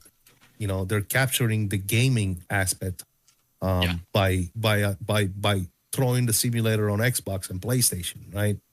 And in a way, we got to thank Microsoft and Asobo for doing that. Otherwise, we'll still be a little niche community that nobody knows about, right? Because until Microsoft came and brought flight simulation into the Xbox, not very many people were flight simming except the all forts like us, right? Now you got all this youngin getting into aviation and getting into flight simulation and all the good stuff because they found out there's a such thing, right? And now you got, you know, I've met so many people in my community that went from having an Xbox to meeting us to getting a PC, now they're flying on VetSim, and some of them, you know, kind of like Owls are now PPL holders. You know, that it's all great stuff when you think about it, right? You go, the flight simulation exposed you to this hobby and then became a reality, right? So, I honestly think Microsoft and Asobo are going to be doing this for a few decades, unless something else comes along. But I don't think X-Plane is ever going to, unless they pull something out of the hat, I don't think X-Plane is ever going to be able to compete, unless they really do some magic. But we'll see. Never say never. Yeah, never say never. Because do you think that if X-Plane had integrated the scenery, the real world scenery, in like Microsoft has done, do you think that would have made a difference in the market? It's coming. They're working on that. Horto, they're working on that already. So it's coming. It's just taking them a lot longer. See, Laminar Research doesn't have the benefit like Microsoft. Microsoft already has Bing and Big Maps. Right. They don't have to pay for it. Laminar has got to go and pay somebody to give them that service, right? So it's a little harder for them to do. But it's coming. So, and like I said, it's just getting better, right? I remember the way the clouds looked, the lighting and everything else. I mean, X-Plane was, I remember the first time I ever loaded up X-Plane, I was like, what is this? This looks like Roblox, right? It was absolutely horrible, right? But like I said, it's come a long way to the point where, you know, just like Mike, I probably did that a while before he did. I've already reinstalled X-Plane. In my opinion, when it comes to Airbus, the Phoenix can't even touch the Tolus. The Tolus is miles ahead of the Phoenix when it comes to flight model and physics and systems. It's just 1,000 times better, right? And that's any Tolus, 320, 319, 321, Neo, CEO. It's just that much better. So, you know, it's the fact that now we have a developer like Tolus getting the Coming to ends Microsoft. into Microsoft just excites me, because that if they do it right, Phoenix and other Airbus developers right now should be scared, right? Because if they do it right and they bring their stuff on the Microsoft side of the house, I don't think I will ever be touching a Phoenix or an FS Lab airplane again in my life. It's gonna be Tolus. But it's gonna take a long time, because right now the only thing they're working on is a 340 and maybe in the future a 330. So we'll see how that goes. What do you think, Craig? Yeah, I get what you're saying, Jack. I think when X-Plane 12 and Microsoft 2020 came out, both had sort of horrible graphics. I remember flying into Cairo in 2020 going, this is terrible. Went back over to X-Plane, and I was flying the Zebo 737 then, but then you still had sort of that paint roller terrain below you as you're flying through Europe or Africa or whatever. And I just, now X-Plane 12 is just, I mean, a lot of the environmental lighting is light years beyond what we have in Microsoft, because Microsoft seems to be a little bit on the maybe cartoonish side or sort of exaggerated or animated side, is to put it. Whereas a lot of the stuff in X-Plane seems a lot more dialed in as far as environmental aspects of lighting, the airfield, the atmosphere, and some of the other things. So like CST said, they're getting there. They don't have a lot of the resources that Microsoft has. So I'm always going to probably be bouncing between X-Plane and Microsoft Flight Sim for my flight sim entertainment, just simply because that way you can help push Microsoft more by going over and showing your support at X-Plane, letting them do what they need to do to get things up. And then Microsoft goes, oh, wait, look, X-Plane's doing something really cool right here. How do we do that so we can regain some of that opinion from our user base, and stop them from hemorrhaging over to the X-Plane side of the show. So I think they're both great sims. I used to love P3D, but that's kind of fallen way back there. So I do think it's kind of a two-horse show right now between X-Plane and Microsoft, with Microsoft just, they are the powerhouse. They are the dominant factor out here. Yeah. Hey, by the way, guys, Spin Rush, RC, I'm sorry. Yeah, there it is. I lost it there for a minute. Wanted to ask, what about platforms like Sony PlayStation? Do you foresee the sim coming in any good big way to that? Mike, what do you think? It's going to be difficult for Microsoft and Asobo to make that a possibility, just because of the limitations of the console, right? You think of the hardware that we have in our computers, right? With the graphics cards, the processors, the RAM, the motherboards, et cetera, et cetera. It would have to take, so Microsoft and Sony would have to make a beefy console for it. It's already on PlayStation, guys. Right, yeah, exactly. It's PlayStation and Xbox compatible. I think PlayStation, it got launched on PlayStation last month, right? Or December-ish kind of time, something like that. But for it to look anywhere near close to what we can get it to look like on our computers, that's up to Sony and Microsoft to create the console for it to be able to do that kind of stuff. That's not something that Microsoft or Asobo will have control over when it comes to what they can give to the consoles. Now, unfortunately, there's some massive hardware limitations when it comes to that stuff, right? So now, to point off of what CST said, I think it has done a number for the community, for Microsoft bringing this over to the console place, or the console world, because there were people that might not have been, or might not be as fortunate to have a $3,500 computer setup, right? Or whatever the computer setup cost may be. And it's just easier to go to Best Buy or whoever to buy a $300-400 console and have the video games that you want to have, right? So I think they're already in a good position now, because if you look at some of the, personally get some screenshots posted in my Discord from people that fly on Xbox or the PlayStation that look phenomenal. You know, it looks really, really good for what it is able to be done, you know, but you don't have the issues that you have on computers with the console. You know, the simulator is made for the console to run optimally, and you don't have to edit anything in reference to settings and etc. You just load up and go. You know, so I definitely think that it's a good thing. I know there was some controversy about it coming to console and stuff like that, but I mean, who cares? You know, it's someone that might not be able to have the type of setups that we have at home.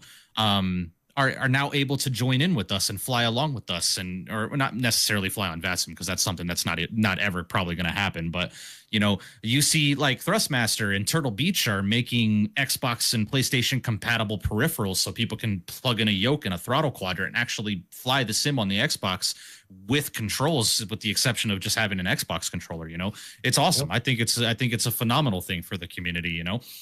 And I don't see why they would ever stop it. I really hope Microsoft and Sony see the potential for this and say, hey, let's make a little bit of a beefier system that's cost effective for our customers, you know? Let's talk about PMDG for just a minute.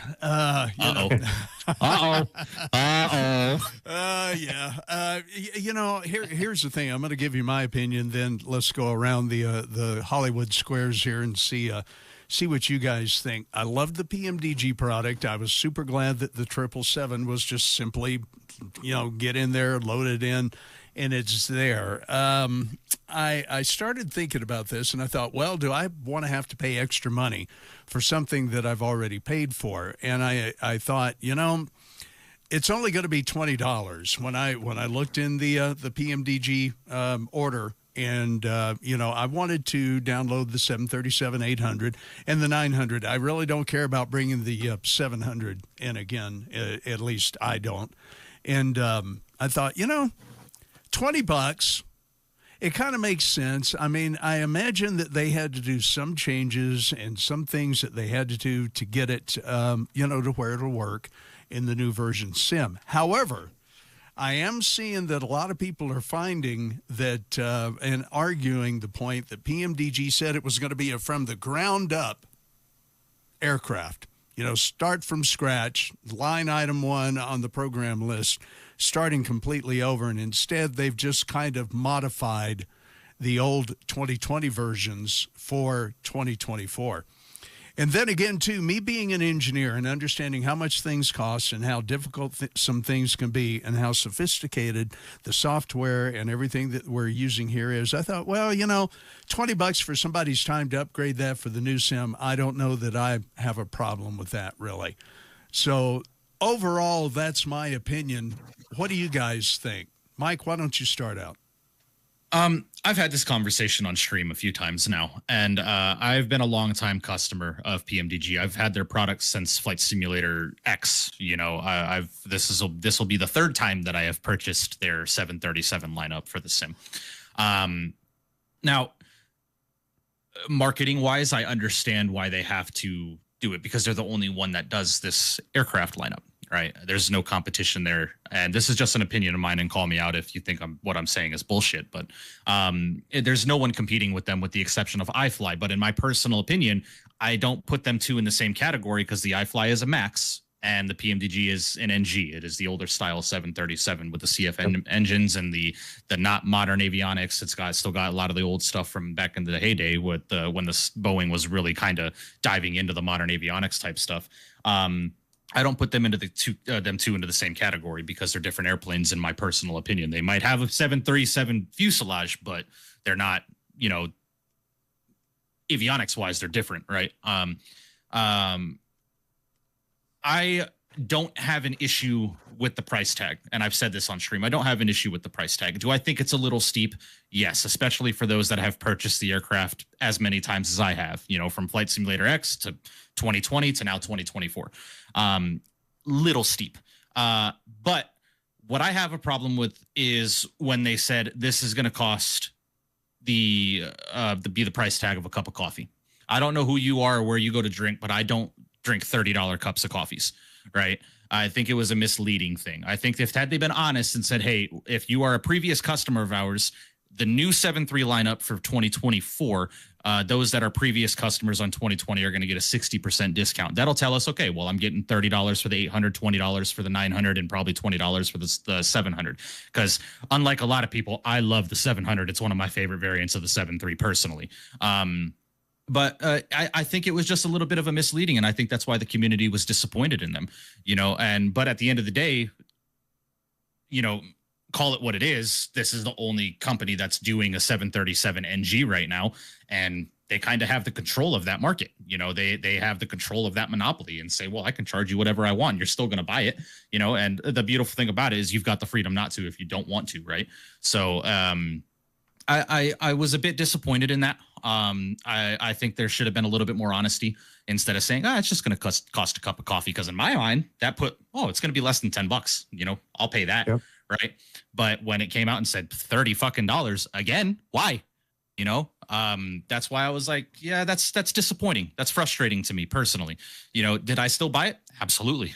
Because it's the 738, you know, it's the one of the most popular aircrafts in real world, and it's one of the most popularly flown aircrafts in the simulator. So, you know, you pair that with the Boris sound pack. I mean, it's a phenomenal airplane, right? Personally, I do understand that they did some stuff in the background. You know, they updated some stuff in the background when it comes to like the pressurization system and the hydraulics and, you know, so on and so forth. But again, what they said with it being a full build from the ground up doesn't necessarily wasn't that, in my personal opinion, right? You know, they fixed a lot of stuff. They did fix a lot of stuff that I'm happy about, like the wing bounce and flexing and stuff like that.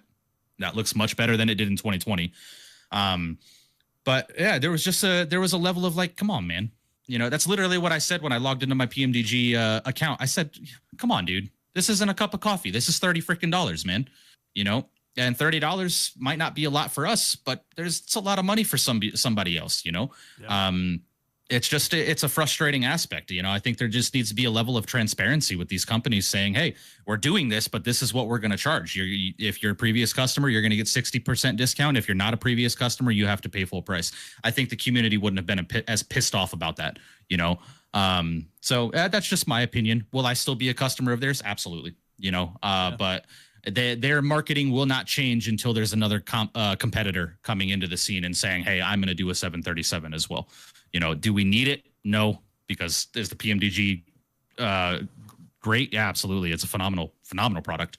But until that happens, you know, and PMDG has to kind of go back and rethink their marketing strategy, then, you know, they're going to be able to do what the hell they want. You know, that's just how it is. It's how it's been for 20 years. Yes, indeed. CST, what say you? I mean, the only thing I will say is that if you thought that you was going to get a free upgrade from PMDG, then you're new to the hobby. Because I remember ever since I started simming, PMDG has never given anybody anything for free. It's always been a charge. And when it's been a charge, it's not been a $2 or $3 charge. It's been a $30 or more dollar charge. So I was fully expecting it to be $30 or more dollars, even just to upgrade, because PMDG. That's just the way PMDG rolls. The way I look at PMDG, because a lot of people compare them to the other developers. And I will tell you is, tell me which other developer CEO, whether it's Phoenix, Builds, you name me one developer other than PMDG that has his own private jet. Go ahead, I'm winning. Yeah. Exactly. Yeah. And that's the reason why he has a private jet, because he's not giving you crap for free. Okay. I look at PMDG and I think of Mob. Okay. PMDG is literally the mafia of flight simulation, and they're being that exactly. If you guys remember Ladies the movie and gentlemen, Goodfellas, you heard that first here. If you guys remember the movie Goodfellas, you know Jimmy Conway. Oh yeah. When he says, oh, business is bad. F you, pay me. Oh, you had a fire. F you, pay me. Oh, the plane's got hit by lightning. F you, pay me. That's pretty much what PMDG does, right? You don't have $30 to get an upgrade. F you, pay me. That is the first time I've heard that analogy. That is such a phenomenal analogy. Yeah, that works. That works. That's how it rolls. That's what it is. If you want something from PMDG, you better be ready to open up that wallet, because nothing PMDG gives you is for free. Even if it's a simple port over from 2020 to 2024, you're going to pay me. They're going to be like, oh, you think it's just a port over? F you, pay me. It's just the way it is. Lock the door. Yeah, there you go. Craig, Craig, You know how about why? you? You know why? You know why? Because that jet that's parked in the tarmac, I need to put some gas in it. That's why you're gonna pay me. Yeah, they flew it into the to the expo at Providence, Hey, man. I saw this. You know saw it what? sitting And right at the end of the day, at the end of the day, just like I tell anybody else, nothing but respect, because he's the only one that has a jet. No one else that's giving you free stuff does. Okay. I tell you, the one thing I love about you, Mello, is you always know what you think. I really appreciate that. No, you're awesome. It's even better dude. in person, Jack. Yeah. It's even better in person. Wait till you meet him at the expo. I cannot wait. Filters. I cannot wait. I'm looking forward to it. That'll be a grand thing. I'll tell you, Jack, at the this came up today while CST was streaming at the expo in Vegas back in 2024. I was driving my my Subaru WRX sports car, had the exhaust, I had rims and wheels on it, suspension, whatever, CST had rode in it a couple of times, man. And then one day out of the expo, my wife had showed up in her car too, because a group of us were going out to eat. And CST walks out the Rio, sees me, and my car's wide open, bro. I had nobody inside. And he looks at me. He's like, "I'm gonna ride with your wife, man." And I said, "What?" He's like, "Your car's too stiff, man. She's got a better car. I'm gonna go ride with her." I'm like, "By all means, bro. Yeah, do your thing." It's awesome, bro. I love it. I can't wait. It's gonna be fun. Craig, what do you think? What do you think about all things PMDG? Yeah, I mean, Mike and CST said most of it, but I'm also the generation that had to make the transition from vinyl to cassettes to CDs to digital, and I had to pay for the $20 for the digitally remastered version of my favorite artist, and that pissed me off then. It still pisses me off here, but it's things that you like, so it's the cost of doing business. Yeah, I was gonna pull up a real record over here. I have a whole pile of LPs over here. It's really good. Hey, careful, Jack. A lot of these people in the chat don't even know what that is. I know it. Right. I know it. Yeah. You put it on there Jack. and spin it. Just like really my quickly. reference to Goodfellas. A lot of people are like, Goodfellas? What the hell is that? Goodfellas, what the fuck is that? Hey, Jack, just want to let you know, guys, we have 81 people over here on my side watching this podcast, and I want to thank you guys so much for tuning in with us tonight. If you have not done so already today, either on my side or on Jack's side, please make sure you do subscribe, leave a comment down below, hit the notification bell so you get notified of when this podcast goes live, and make sure you please do smack down the thumbs up button on both mine and Jack's side so that this podcast can get some traction, because the more you hit that button, the more the algorithm will say welcome. So please make sure you do subscribe and hit the like button for both of us here. I think, we got 84 people concurrently right now. No, go over to CST's channel and say what's up. I'm just talking about podcast-wise, Yeah. But go ahead and hit CST up as well. And by the way, I have put up links to everybody's channel in my chat over here. Correct. Yeah. So guys, go and hit the buttons for us. Charlie 31, CST Flight Deck, and Mickittyy Mike. Mike, how long have you? Yes. How long have you been streaming? I'm going to ask you all. How long have you been streaming? I'm almost to the list of my pre-prepped questions, but how long have you been streaming now? I'm coming up on 2.5 years now. I've been on YouTube. It doesn't feel like that, but I'm coming up on 2.5 years. I started I started this channel in September of 2023, so I'm coming up on 2.5, almost at the 3-year mark. I started in May. I went back and looked at my my streams, and I started in May of 2023. And I don't know if you remember, but you and Al's and CST, when I found his channel, got me through 2 surgeries and a long I remember you talking about that time, both shoulder and knee, and now I can throw a football again, so that not that I do, but I can. Craig and I met here probably last summer, I think. Last summer, early fall, spring, summer. And he has, in my opinion, just about the best job in the world, because he gets to chase airplanes all day and drive around the tarmac and the runways and everything out at Denver. And he has some really incredible shorts. You guys need to get over to Charlie 31's channel and check out all of his shorts and everything else that he's got on there. And you stream in VR, and it's a lot of fun to watch. It's neat to watch you look around the aircraft. And I don't know, guys, I went over to his house one day, and he put me in this thing. And not only do you feel like you're moving, even though you're not, but you can I keep hitting Mike, but you can stick your head out the window to the left and look down the side of the airplane on the ground with the VR. Tell me, first of all, Craig, tell me what you love about the VR as opposed to just a regular screen. And then I got a couple of more questions for Mike and CST in that regard. What do you think? Well, the VR so being a former pilot, being able to look around, like when I have to use my fingers to hit some keypad or something like that, I get a little annoyed trying to look around. Or when I'm looking at, trying to make my base to final turn, I have to look out the window or something like that. Back in the days of having, your hotkeys and everything else used to just kind of drive me nuts. And so when I did actually finally get a headset, put that on, and being able to freely just look, there it is, just looking out the window. That's all it took. That's what it is. And I mean, I would love to have a full flight deck for simulating on. But of all the airplanes that I like to fly a lot of different airplanes. That would be a whole lot of money to have each one of those flight decks somewhere in my house or doing something like that. So the VR, it's super immersive.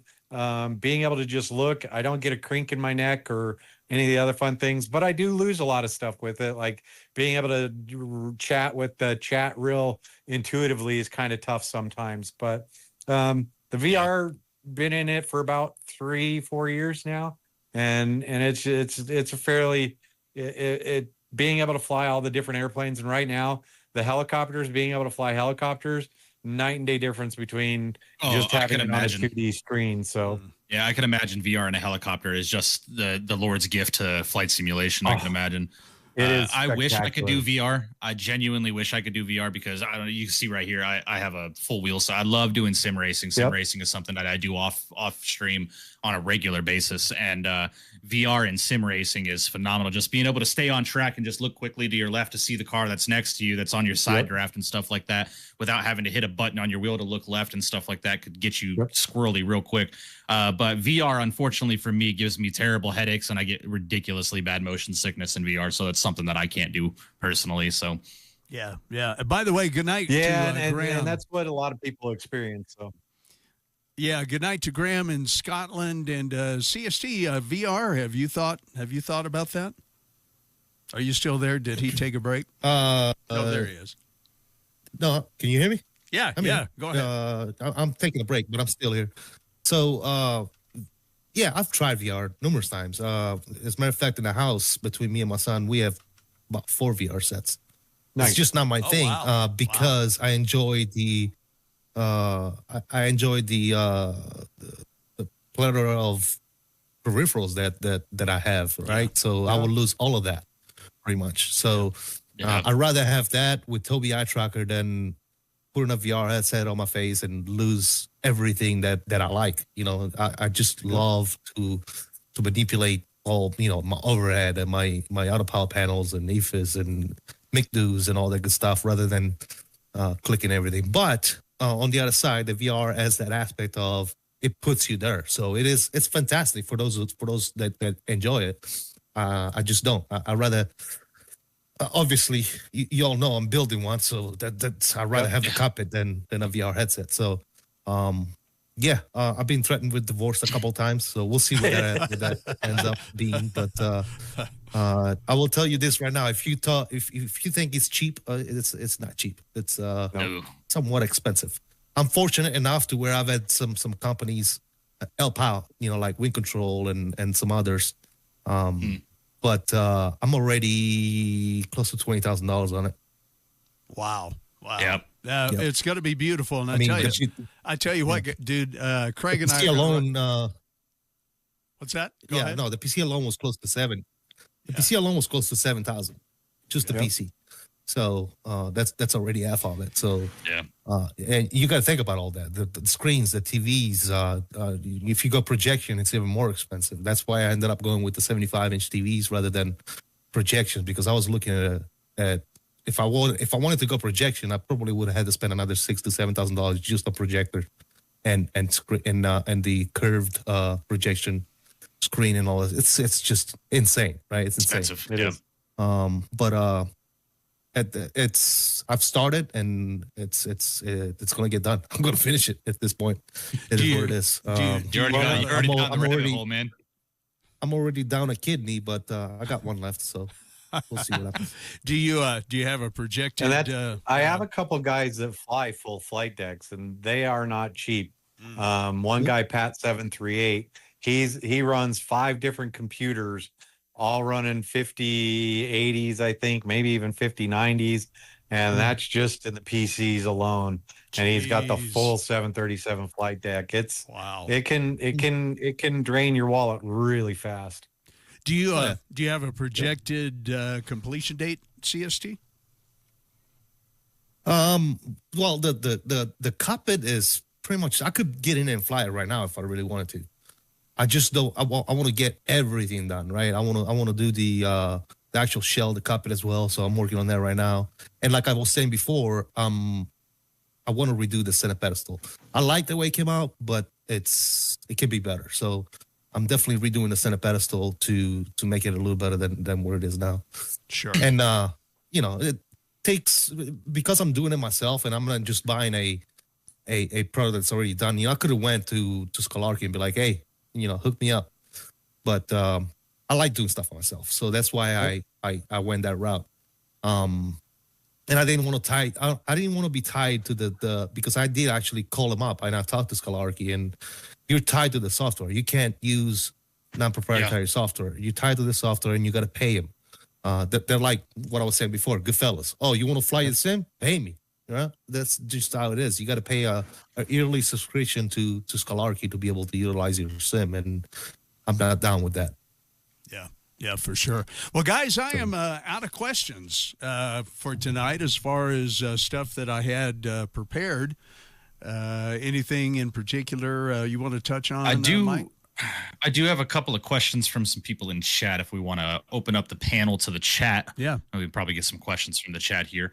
The first question I got is, what are your guys' thoughts on the FSS E-Jets and their development so far? Quickly, Avian Jordan, I will start out. Their development has been incredibly drawn out, but I think the aircraft is in a phenomenal state, and I think it's only going to progress from here. You got to remember, the Flight Sim Studios is not a big team. And they don't have a lot of the resources that a lot of people like Phoenix and PMDG and so on and so forth have. So that's why, unfortunately, development has taken so long. But they are pretty transparent about why things have been going the way they've been going. But luckily, in the experimental build that we got now, the aircraft will descend on a VNAV profile and climb on a VNAV profile. And that's what I'm happy about. So personally, I think the E-Jets are going to be probably one of the better add-ons for the sim once they get to version 1. But as of right now, even now, it's a great airplane in my opinion. Jack, Craig, CST, anybody have opinions I will on look that? forward to that. Yeah, I will really look forward to that. I would love to have a good E-Jet fly. Craig, what do you think? It's kind of like Mike said, it's a great jet right now. It's a great flying experience. And this is one of the things that I always kind of gets me back is, I mean, when they're in these betas, they don't have VNAV or they don't have something. The big thing about flying these aircraft is fly the aircraft. Yeah, you might not have all the automation and all the other cool stuff as you're coming through the betas. So you actually have to fly the airplane, and you do some learning in that. So it's a little different experience than having, say, the fully polished PMDG 7 triple whatever coming in, and it's all automated. You beep, beep, boop, boop, and away you go.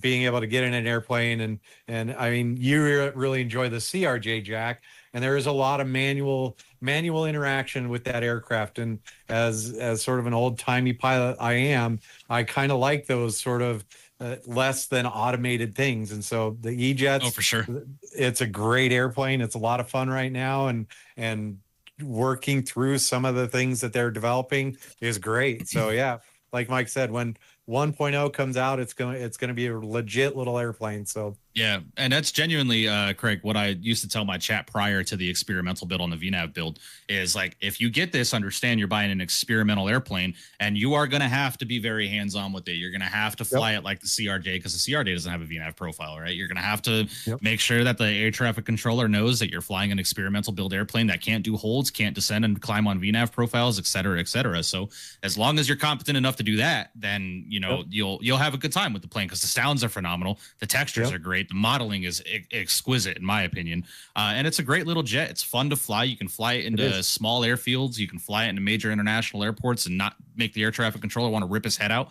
You know, it's a great little plane. And especially now with what they're doing with the experimental builds that they've got with the VNAV and the custom FMC and all that kind of stuff, I genuinely think it's going to be one of the best regional jets for the sim once 1.0 hits. CST, what about you? I've been a fan since day one, and when I bought into it, they were, you know, hate them or love them, they were transparent from the beginning, right? They were selling you an early access, if you will, experimental aircraft that there was no completion date set for it. So it was up to you whether you wanted to buy into it or not, knowing the fact that, you know, it could have very well went nowhere, right? It could have very well, you know, they could have worked on it for a year and then be done with it, and you paid into it, and now you have a you know, FS complete aircraft. And I knew that could have been the fact, but I put my money in it, and I wanted to see this project into fruition, so I contributed to it, and now I'm in the beta, so I got access to the beta, so I get to fly that. Now we supposedly, I haven't tried it yet, but there's a new update now. They implemented olds. So now the aircraft supposedly can do olds. I'm not quite sure. I haven't tried it myself. But they're constantly working on it. So has it been taking a long time? It has. And I mean, haters will hate, right? If you, it's just like, I've been talking about lately about the FS Labs as well, right? There's a lot of people that are like, oh, Phoenix is the best, and you got all this, the Phoenix fan club. That's great. If that's what if that's the only Airbus you want and the only one you care about, then keep doing that. But only because it's something that you don't know, or it's new, or it's different, it doesn't mean it's bad. FS Lab is a solid freaking airplane. It's phenomenal. It's in some ways better than the Phoenix. So only because you got blinders on and you can't see that, it doesn't mean that it's not the case. So, you know, give it a shot. You know, that's all I would say about that. Whether it's the FSS E-Jet or the FS Lab or any other things that you might think it's bad because it's different, try it before you knock it, dude. That's all I got to say about that. And yes, it has taken, there's a lot of frustration on the FSS E-Jets, and they've come a long way, and it's been a long time, and I get the frustration and everything else, but you know, sitting here and bitching about it is not going to fix anything. So you either buy into the project and help the developers out by joining the beta team and pointing out issues, that way they can get to them and fix them, or you just shut up and color and just go fly another plane.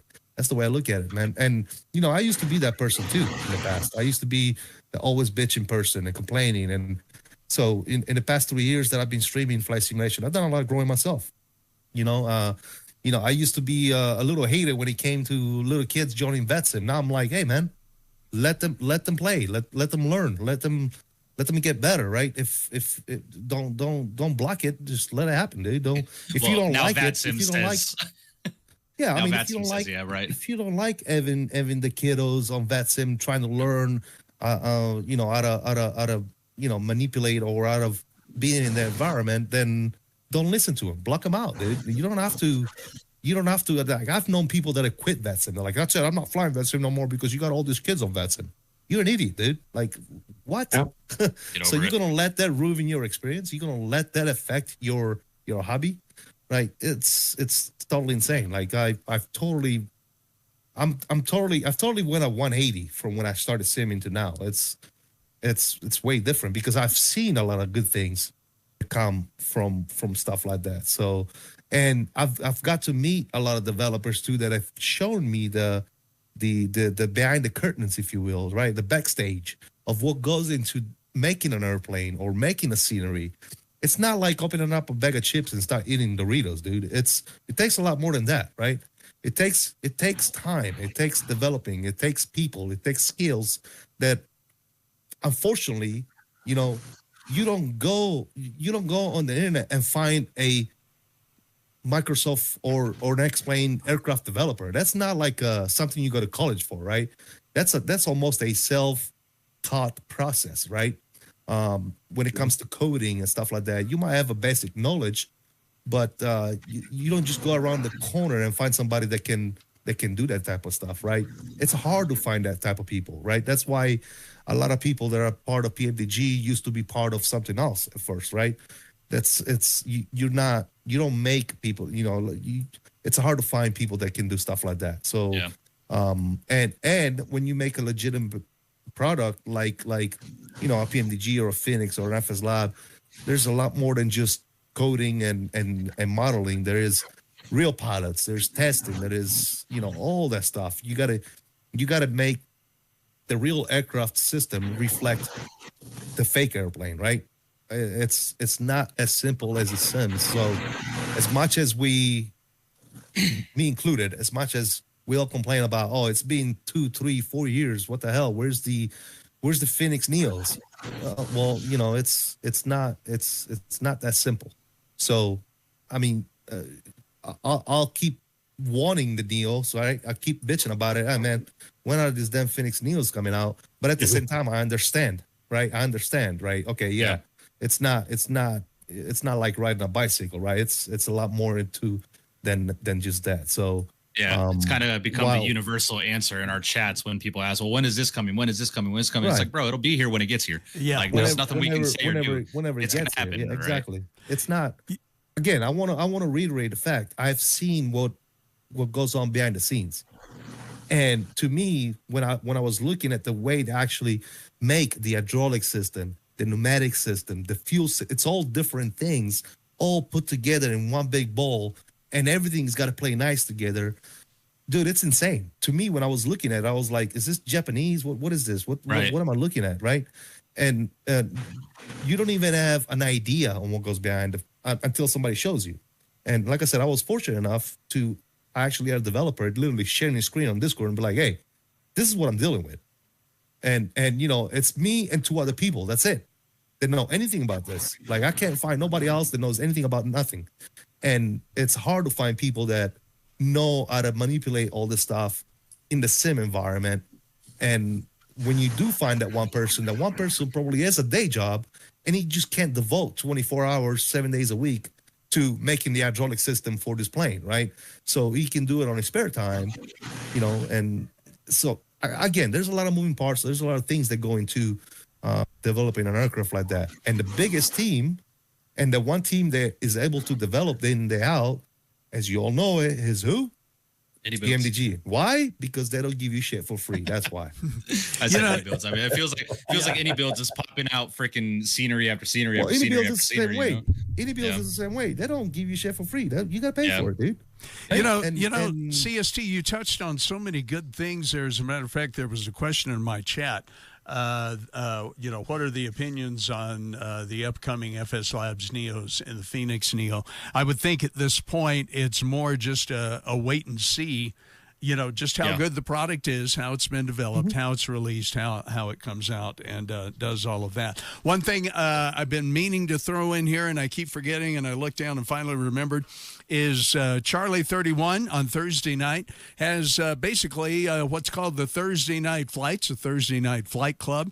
You guys not only need to check out his channel when he's streaming that, but need to jump in there and fly with him and the other guys, Bravo 737. It's a lot of fun, and they do some really neat routes and just all kinds of great stuff on Charlie 31's channel. Thursday nights, a Thursday Night Flight Club. And Craig, I'll be there some more if I keep running into my microphone here. I'm going to have to fix that. But wanted to make sure that got out. One airplane, guys, that I do that I want to get back into flying and I never mastered it, and I'd like to play with it some more, is the ATR turboprop. We were talking about some of those types of aircraft earlier. So anyway, yeah, Mike, you got any more questions in your I got a good question, pretty simple question here, coming from one of my moderators, Mr. Hell Without Borders. He says, what corporate jet would you love to see be developed for the sim, minus the Gulfstream, because we all know that's not going to happen? Well, unfortunately, I think Borders, the universal answer would be the Gulfstream, because it's just such a beautiful jet. But I think a vast majority, in my opinion, are already in development. I think the one that I'm most excited for personally right now is the Bombardier Global that's coming from CJ Simulations. Just having a long-range jet like that, I think, is going to be awesome. So CST, Jack, or Craig, if there's any business corporate-style jets that you'd like to see for the sim. You know, like I told you earlier, I got to start flying that plane that I won on your No, it's a beautiful aircraft. CJ3, right? The CJ3 Plus. Yeah. It's a beautiful airplane. I've got it in. I've got it loaded. I need to get in and learn it. But then again, I really, before I do that, I want to master the CRJ. I really want to get that airplane down, both in, when you're landing RNAV and coming in on ILS. Did a stream a couple of 3 weeks ago now with your sim CFI. We did an entire flight together where he was acting as my flight instructor for that airplane. So it's a longer stream. Awesome. Yeah, and it was actually kind of fun to have him there, more or less looking over my shoulder and teaching me what to do. And you guys can check out his streams as well. Your Sim CFI, all one word. It's a lot of great stuff that he has on there. Craig, what do you think? Yeah, I mean, I flew the crap out of the Phenom 300 in X-Plane, so waiting for that one to come out. That'll be a lot of fun. And then, go ahead, Mike. I was just gonna say, because I flew the Phenom 300 in X-Plane 11 as well. It's gonna be super interesting to see the Phenom 300 with a G3000 style cockpit versus the G1000 that they had in the X-Plane version of the Phenom. It's gonna be really, really cool to see that, especially because, Jack, I don't know if you know that, but the Phenom 300 is the fastest rated single pilot jet being made right now. It's the fastest jet that can be rated by a single pilot or flown by a single pilot currently in production within the world. So no, I didn't know that, but that's pretty cool. That's pretty neat. Yeah, it's a single pilot jet that can fly at airline speeds. Yep. Yoham wanted me to mention too, FS Labs hinted at them maybe doing an A320neo on their forums when they announced the update for the A321. The person who posted it had an A320 MSFS owner tag. So we'll see what they get out here. So there you go, guys. Like I said, we're coming up on 2 hours. You want to go on, or I don't have anything else necessarily written down to cover. I ain't got nothing to do tonight, Jack. The wife is out with some friends, and I'm here. I did have one more question from the chat in reference to some more corporate style turboprop stuff. Brady says, would you guys like a proper King Air 350 or 360 for the sim? The short answer for me, Brady, is absolutely. The Black Square King Air 350 in Microsoft 2020 was one of my all-time favorite planes to fly within the sim. So I would love to see that come over to 2024 for sure. And I say that simply because the turboprops in Microsoft 2024 by default, they fly very well, but they have a hard time getting up to speed. They don't fly as fast as they are actually rated to fly. So like the King Air C90 that is by default in 2024, I'm only able to get it up to maybe 210 to 220 knots when the aircraft can actually fly maybe 50 knots faster than that. And I've noticed that with all of the GA airplanes within Microsoft 2024, the TBM, the King Air C90, all of that, man. It's unfortunate that is happening, but I really hope Microsoft and Osobo get that together, because in my personal opinion, there is nothing better than a steam gauge King Air 350. This new King Air 350 they have by default in 2024 with the glass cockpit, you can miss me with that. I'm good. I like my steam gauges with the GTN 750 there. There you go. There you go. Mike, like you in a lot of ways, I tell you, I do tend to stick to more of the commercial airliners, kind of like CST to some degree there. I really hope that sometime sooner or later, love the PMDG 777, love even the Horizon, 787 Dreamliner. I think they did a great job with that. Really, it's not bad. It's fun. I've done, as Craig well knows, I've done a lot of overnight flights where I'll put an airplane in the air at 10 o'clock on a Friday night, go upstairs and sleep in the crew quarters, and then come down at 7, 8, 9 in the morning and land the aircraft. And that's my version of a long haul. But I cannot wait for somebody in, is it Bluebird that's working on a 757? I would love that airplane. Mm-hmm. Yeah. Jack, there's so much I wish I could talk to you about that airplane, but unfortunately I'm legally binded, not able to do so. Oh, who made that CST? What is that? Oh, that's great. Oh, that is terrific. Great. Oh, wow, that's awesome. I love that. Oh, you got to send that. You got to send that to me. That we'll put that up for the next virtual flight. That's awesome, man. That is terrific. But yeah, Jack, the Bluebird 7.5 is I think arguably going to be the best add-on. It's so funny. Why is my chin so wide? Keep that up there just a minute. Keep that up there just a minute. Who made that CST? Is that Yoham or somebody? It's in your I'm assuming. chat. Is it? Yeah, right here in this VC chat. Yoham made it. Oh, that's great. Yoham, of course. Yoham made it. Love it. But yeah, Jack. The 7.5 is my long lost love of aviation. It's the airplane that made me fall in love with aviation. So we actually, me and CST and a bunch of other people that attended the expo last year actually had the opportunity to fly the Bluebird 7.5 at their booth. And we were sitting there. We were sitting there. We were like, why is this airplane not out yet? Because we thought it was phenomenal. And Shervin from the Bluebird, the CEO, was like, unfortunately, there's just a lot of stuff that we're still working on, the flight management system, all that kind of stuff. And Boris, I hope you know, Boris is the contracted person to do the sounds for that airplane. So it's phenomenal, Jack. You're going to love it. I'm so looking forward to it, but they're doing it right and they're delaying it until it's done right, which is what I respect about it. So yeah, that's great. That's great. All right, guys. Well, CST, let me go to you here real quick. What do you got going on, and what do you want to let people know about? I really don't have nothing going on. I just do my thing. I stream when I can. I upload content when I can. I mean, my main focus has always been sharing the hobby with like-minded people, and that's about it. Anything else is a bonus. So, I'm fortunate, and I'm humble enough to admit that I'm in an okay place. YouTube is growing organically. It's not on overload, but it's doing its thing, and I appreciate that. My main thing is the people that enjoy spending time with me and hanging out in Discord and having fun. And it's not all about flight simming when we're in the Discord. It's about hanging out and just picking on each other and having good old fashioned fun. So picking on each other that. is taking it as using that term lightly. Picking on each other.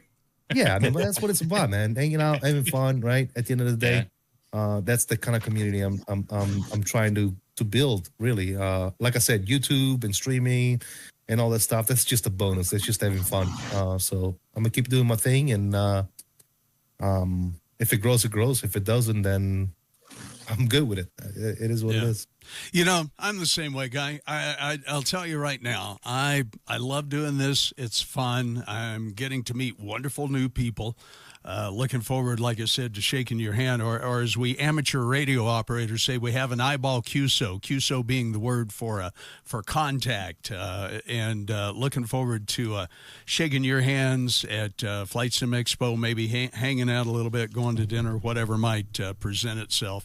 that will be really, really wonderful. I love this hobby, came into it kind of old. I'm 65 now, and, didn't realize, that this was even out there and a thing until I'm laying on my back recuperating from those surgeries. And I came across Owls first.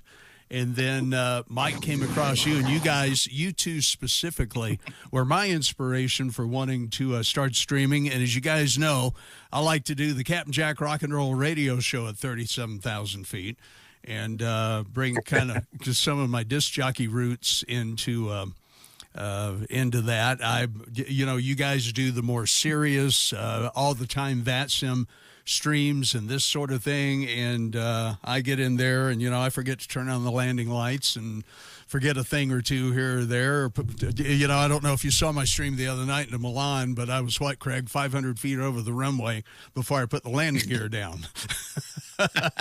You just get a little over, but I do it for fun and I enjoy it. And one of the things that I think that us four and some other people that are on here have a real opportunity to do is to mentor to that younger crowd who are coming in, maybe getting excited about aviation, maybe getting excited about going into a technical field like computers or engineering or whatever the case may be. And we have an opportunity to mentor them, to help teach them, to help bring younger people along. And, that's always a big goal of mine. And I think we have a unique opportunity to use this medium to maybe reach a few people and help them, start something new that might be exciting in their lives. Look at Owls, young man. What is this? Yoham is at work again. Yoham is just going. I see CST laughing there in the background, and I know he's not laughing at me. But why did I gain 60 pounds in that photo, Yoham? What the heck? That doesn't even look like me. What is that? No. Hey, Craig, you look like you got a lot older all of a sudden. I did. Oh, yeah. Yeah. Why did Mike get like 20 pounds fatter? How did that happen? That's not 20 pounds fat. That's like 60, man. I'm like 300 pounds, man. That's only 20. Looks like an actor. That's insane, CST. Thank you, buddy. Appreciate it. Yeah, Mike, you look like an actor from Seinfeld or something in there. Oh, right. This guy doesn't even look like me, dude. And it says "Wing Yao Wow" on my sweater. Yeah. Yoham, you got way too much going. You got way too much time on your hands, dude. I don't. Well, Jack, this one is good. This is a good one. I like this one. Yeah, I like that one a lot. Yeah, that one's good. You don't have $30? Tough. Pay me. Yeah, you don't have $30? Well, F you, pay me. Well, Jack, I got a couple of guys in my chat. Mr. Flight Streamer is in the chat. Flight Streamer, the legend himself over on the YouTube short side of thing, man. A phenomenal content creator. Flight Streamer, we're going to have to get you on this podcast one day, man. Sure. Just hear about you and what you do and all that kind of stuff. Flight Streamer, the Flight Streamer? I don't know what that is. Yeah, but I've been following him for a long time, man. And we got Lotto here. I do got to say, Lotto, man. Lotto has taken off on TikTok. Jack, if you haven't seen, 91,500 followers on TikTok with his live streaming and stuff, doing a phenomenal job over on the TikTok side of things. Lotto finally getting that break that he needed for the phenomenal content that he's been doing. So Lotto, big up to you, man. In the words of my good friend, Mr. XP72, big up, big up. Yeah, there you go. But yeah, guys, it's been a phenomenal podcast, man. It's great to be back talking to you guys and, doing all the shenanigans that we do and all that kind of stuff. So genuinely appreciate all of you guys for tuning in with us tonight. If you guys have any last minute questions that you'd like us to answer, now would be the time to get them in the chat, because I think we're getting close to calling it quits here, aren't we, Jack? Yeah, we need to wrap it up. And I want to thank Charlie31, Craig, for joining us tonight. Thanks for having me. Well, looking forward to more down the line. Like I said, Mike, I think we ought to do, try to do one a month, get one a month going on these things. And I am in a position to be able to do that now. So got that big project more or less done. And it was an interesting and exhausting 8 months or so, but we're squared away. So we'll do that. CST. JJ Stevens says CST, show biggity Mike again. Just like, bro, I just can't get away. Good God, man. Oh, that's great. Good Lord. That's great. You know, whoever did all that, though, was it Johan? The detail. It's Yoam. The detail that, you know, even everything behind is really great. Craig, want to thank you again for joining us tonight at Gate C31 on YouTube here, and the Thursday night flights and everything you guys have got going on. Anything you want to say here before we close out, my friend? Nah, I just appreciate you guys. Spend so much time watching you guys stream. Always fun flying with you, Jack. If you guys ever need something, let me know. Hit me up in chat. Hit me up in email. If you've got Jack's phone number, he can give you my phone number as well. So I appreciate meeting you, Mello, Mike. Thanks for having me. And next one, we'll see where we're at. Yep. Charlie 31, ladies and gentlemen, thank you so much again, Craig. Appreciate you, my friend. CST, brother, man, it's so good to see you and good to have you in here tonight. I'm glad you could make it. Anything you want to promo up before we call it a night? Not much, man. Good meeting C31 here. Like I said, I always hear about him on your streams, and you always promote him and all the good stuff. I've seen some of his stuff. The VR. I'm gonna be honest, I'm not big on watching VR, but some people do it better than others. I will tell you that. I've seen some people do VR streams, and it's just a mess. So it takes a certain kind of skills to be able to pull that off. So if it's done right, it's very enjoyable. So, and it's a lot more enjoyable for the person that's in the VR headset. I will tell you that. Yeah, it is. So nice meeting you. Always great to meet new people. And it's always fun to do this type of stuff, get together, and have a little bit of fun, talk about some stuff, controversies, and all that good nonsense, and put a little spin on it. But continue to stay safe, have fun, and as always, peace out. All right, CST. Have a great night, my friend. We'll talk again here soon. CST Flight Deck here on YouTube, ladies and gentlemen. Those of you who come on, everybody's got to know about CST and Mike. And I'm going to continue to do my streams on Monday and Wednesday evenings, 6:30 Mountain Time, 8:30 Eastern. I just have fun with it. I play music. I do basically whatever I doggone feel like it. Try to get on VATSIM most nights. But, real quick. I'm sorry to barge in. JJ Stevens is in Mike's chat. He wants to know if you guys want access to the closed beta for the E-Jets. Shoot him a Oh, you know what? Yeah, he did say that earlier in my chat. I completely spaced to tell you guys. So both you, Jack and T31. Oh, would love JJ to. over there. Thank you. Yeah. Go ahead and shoot him a message. He'll get you access to the closed beta for the E-Jets. Always looking for people to test those things out and report issues and stuff like that. So the process just gets a little quicker in that regards. Very nice. Yeah. Captain Jack Flight Sim, CAPNFLT, or where am I? CAPNJACKFLTSIM. I'll try to put some more letters in there sometime sooner or later. Like I said, great to see you guys. I'm so glad we're starting this up again. It's my goal for us to be once a month. I will spearhead it there, Mike. And thanks, guys. God bless you. Remember, Jesus loves you, and Captain Jack loves your show. And we'll see you in the next one here. And Mike, we'll let you take us out as always. Ladies and gentlemen, finally, after 11 long months away from the Virtual Flight Deck podcast, finally back for episode. This is episode 7, I think. Logistically, I think this is the 7th episode. So really do appreciate you guys tuning in with us tonight. It was a phenomenal podcast. Had some phenomenal conversations with some amazing people here. Make sure you to head over to Captain Jack on YouTube, Gate Charlie 31 on YouTube, and the legendary CST Flight Deck over on YouTube. Drop a subscription. Make sure you do leave a comment down below, hit that notification bell, and make sure you do like all their content, and make sure you hit the thumbs up button on this stream tonight as well, so this podcast can get some traction in the algorithm of YouTube. But really do appreciate it. As Jack said, we're going to try and do this at least once a month. I saw a couple of comments here about asking if it's on Spotify, Apple, or anything like that. Not as of yet, just YouTube restricted as of right now. But hopefully down the line, Jack, maybe we can get this onto an actual streaming software. I'm going to work on that. You bet. Yeah, definitely, definitely. So really do appreciate you guys per the freaking usual. If you have not done so already and you are new here, please make sure you do subscribe, leave a comment down below, hit that notification bell so you get notified of when I'm going live. And again, most importantly, please make sure you do smash down that thumbs up button, as it is completely free to do so.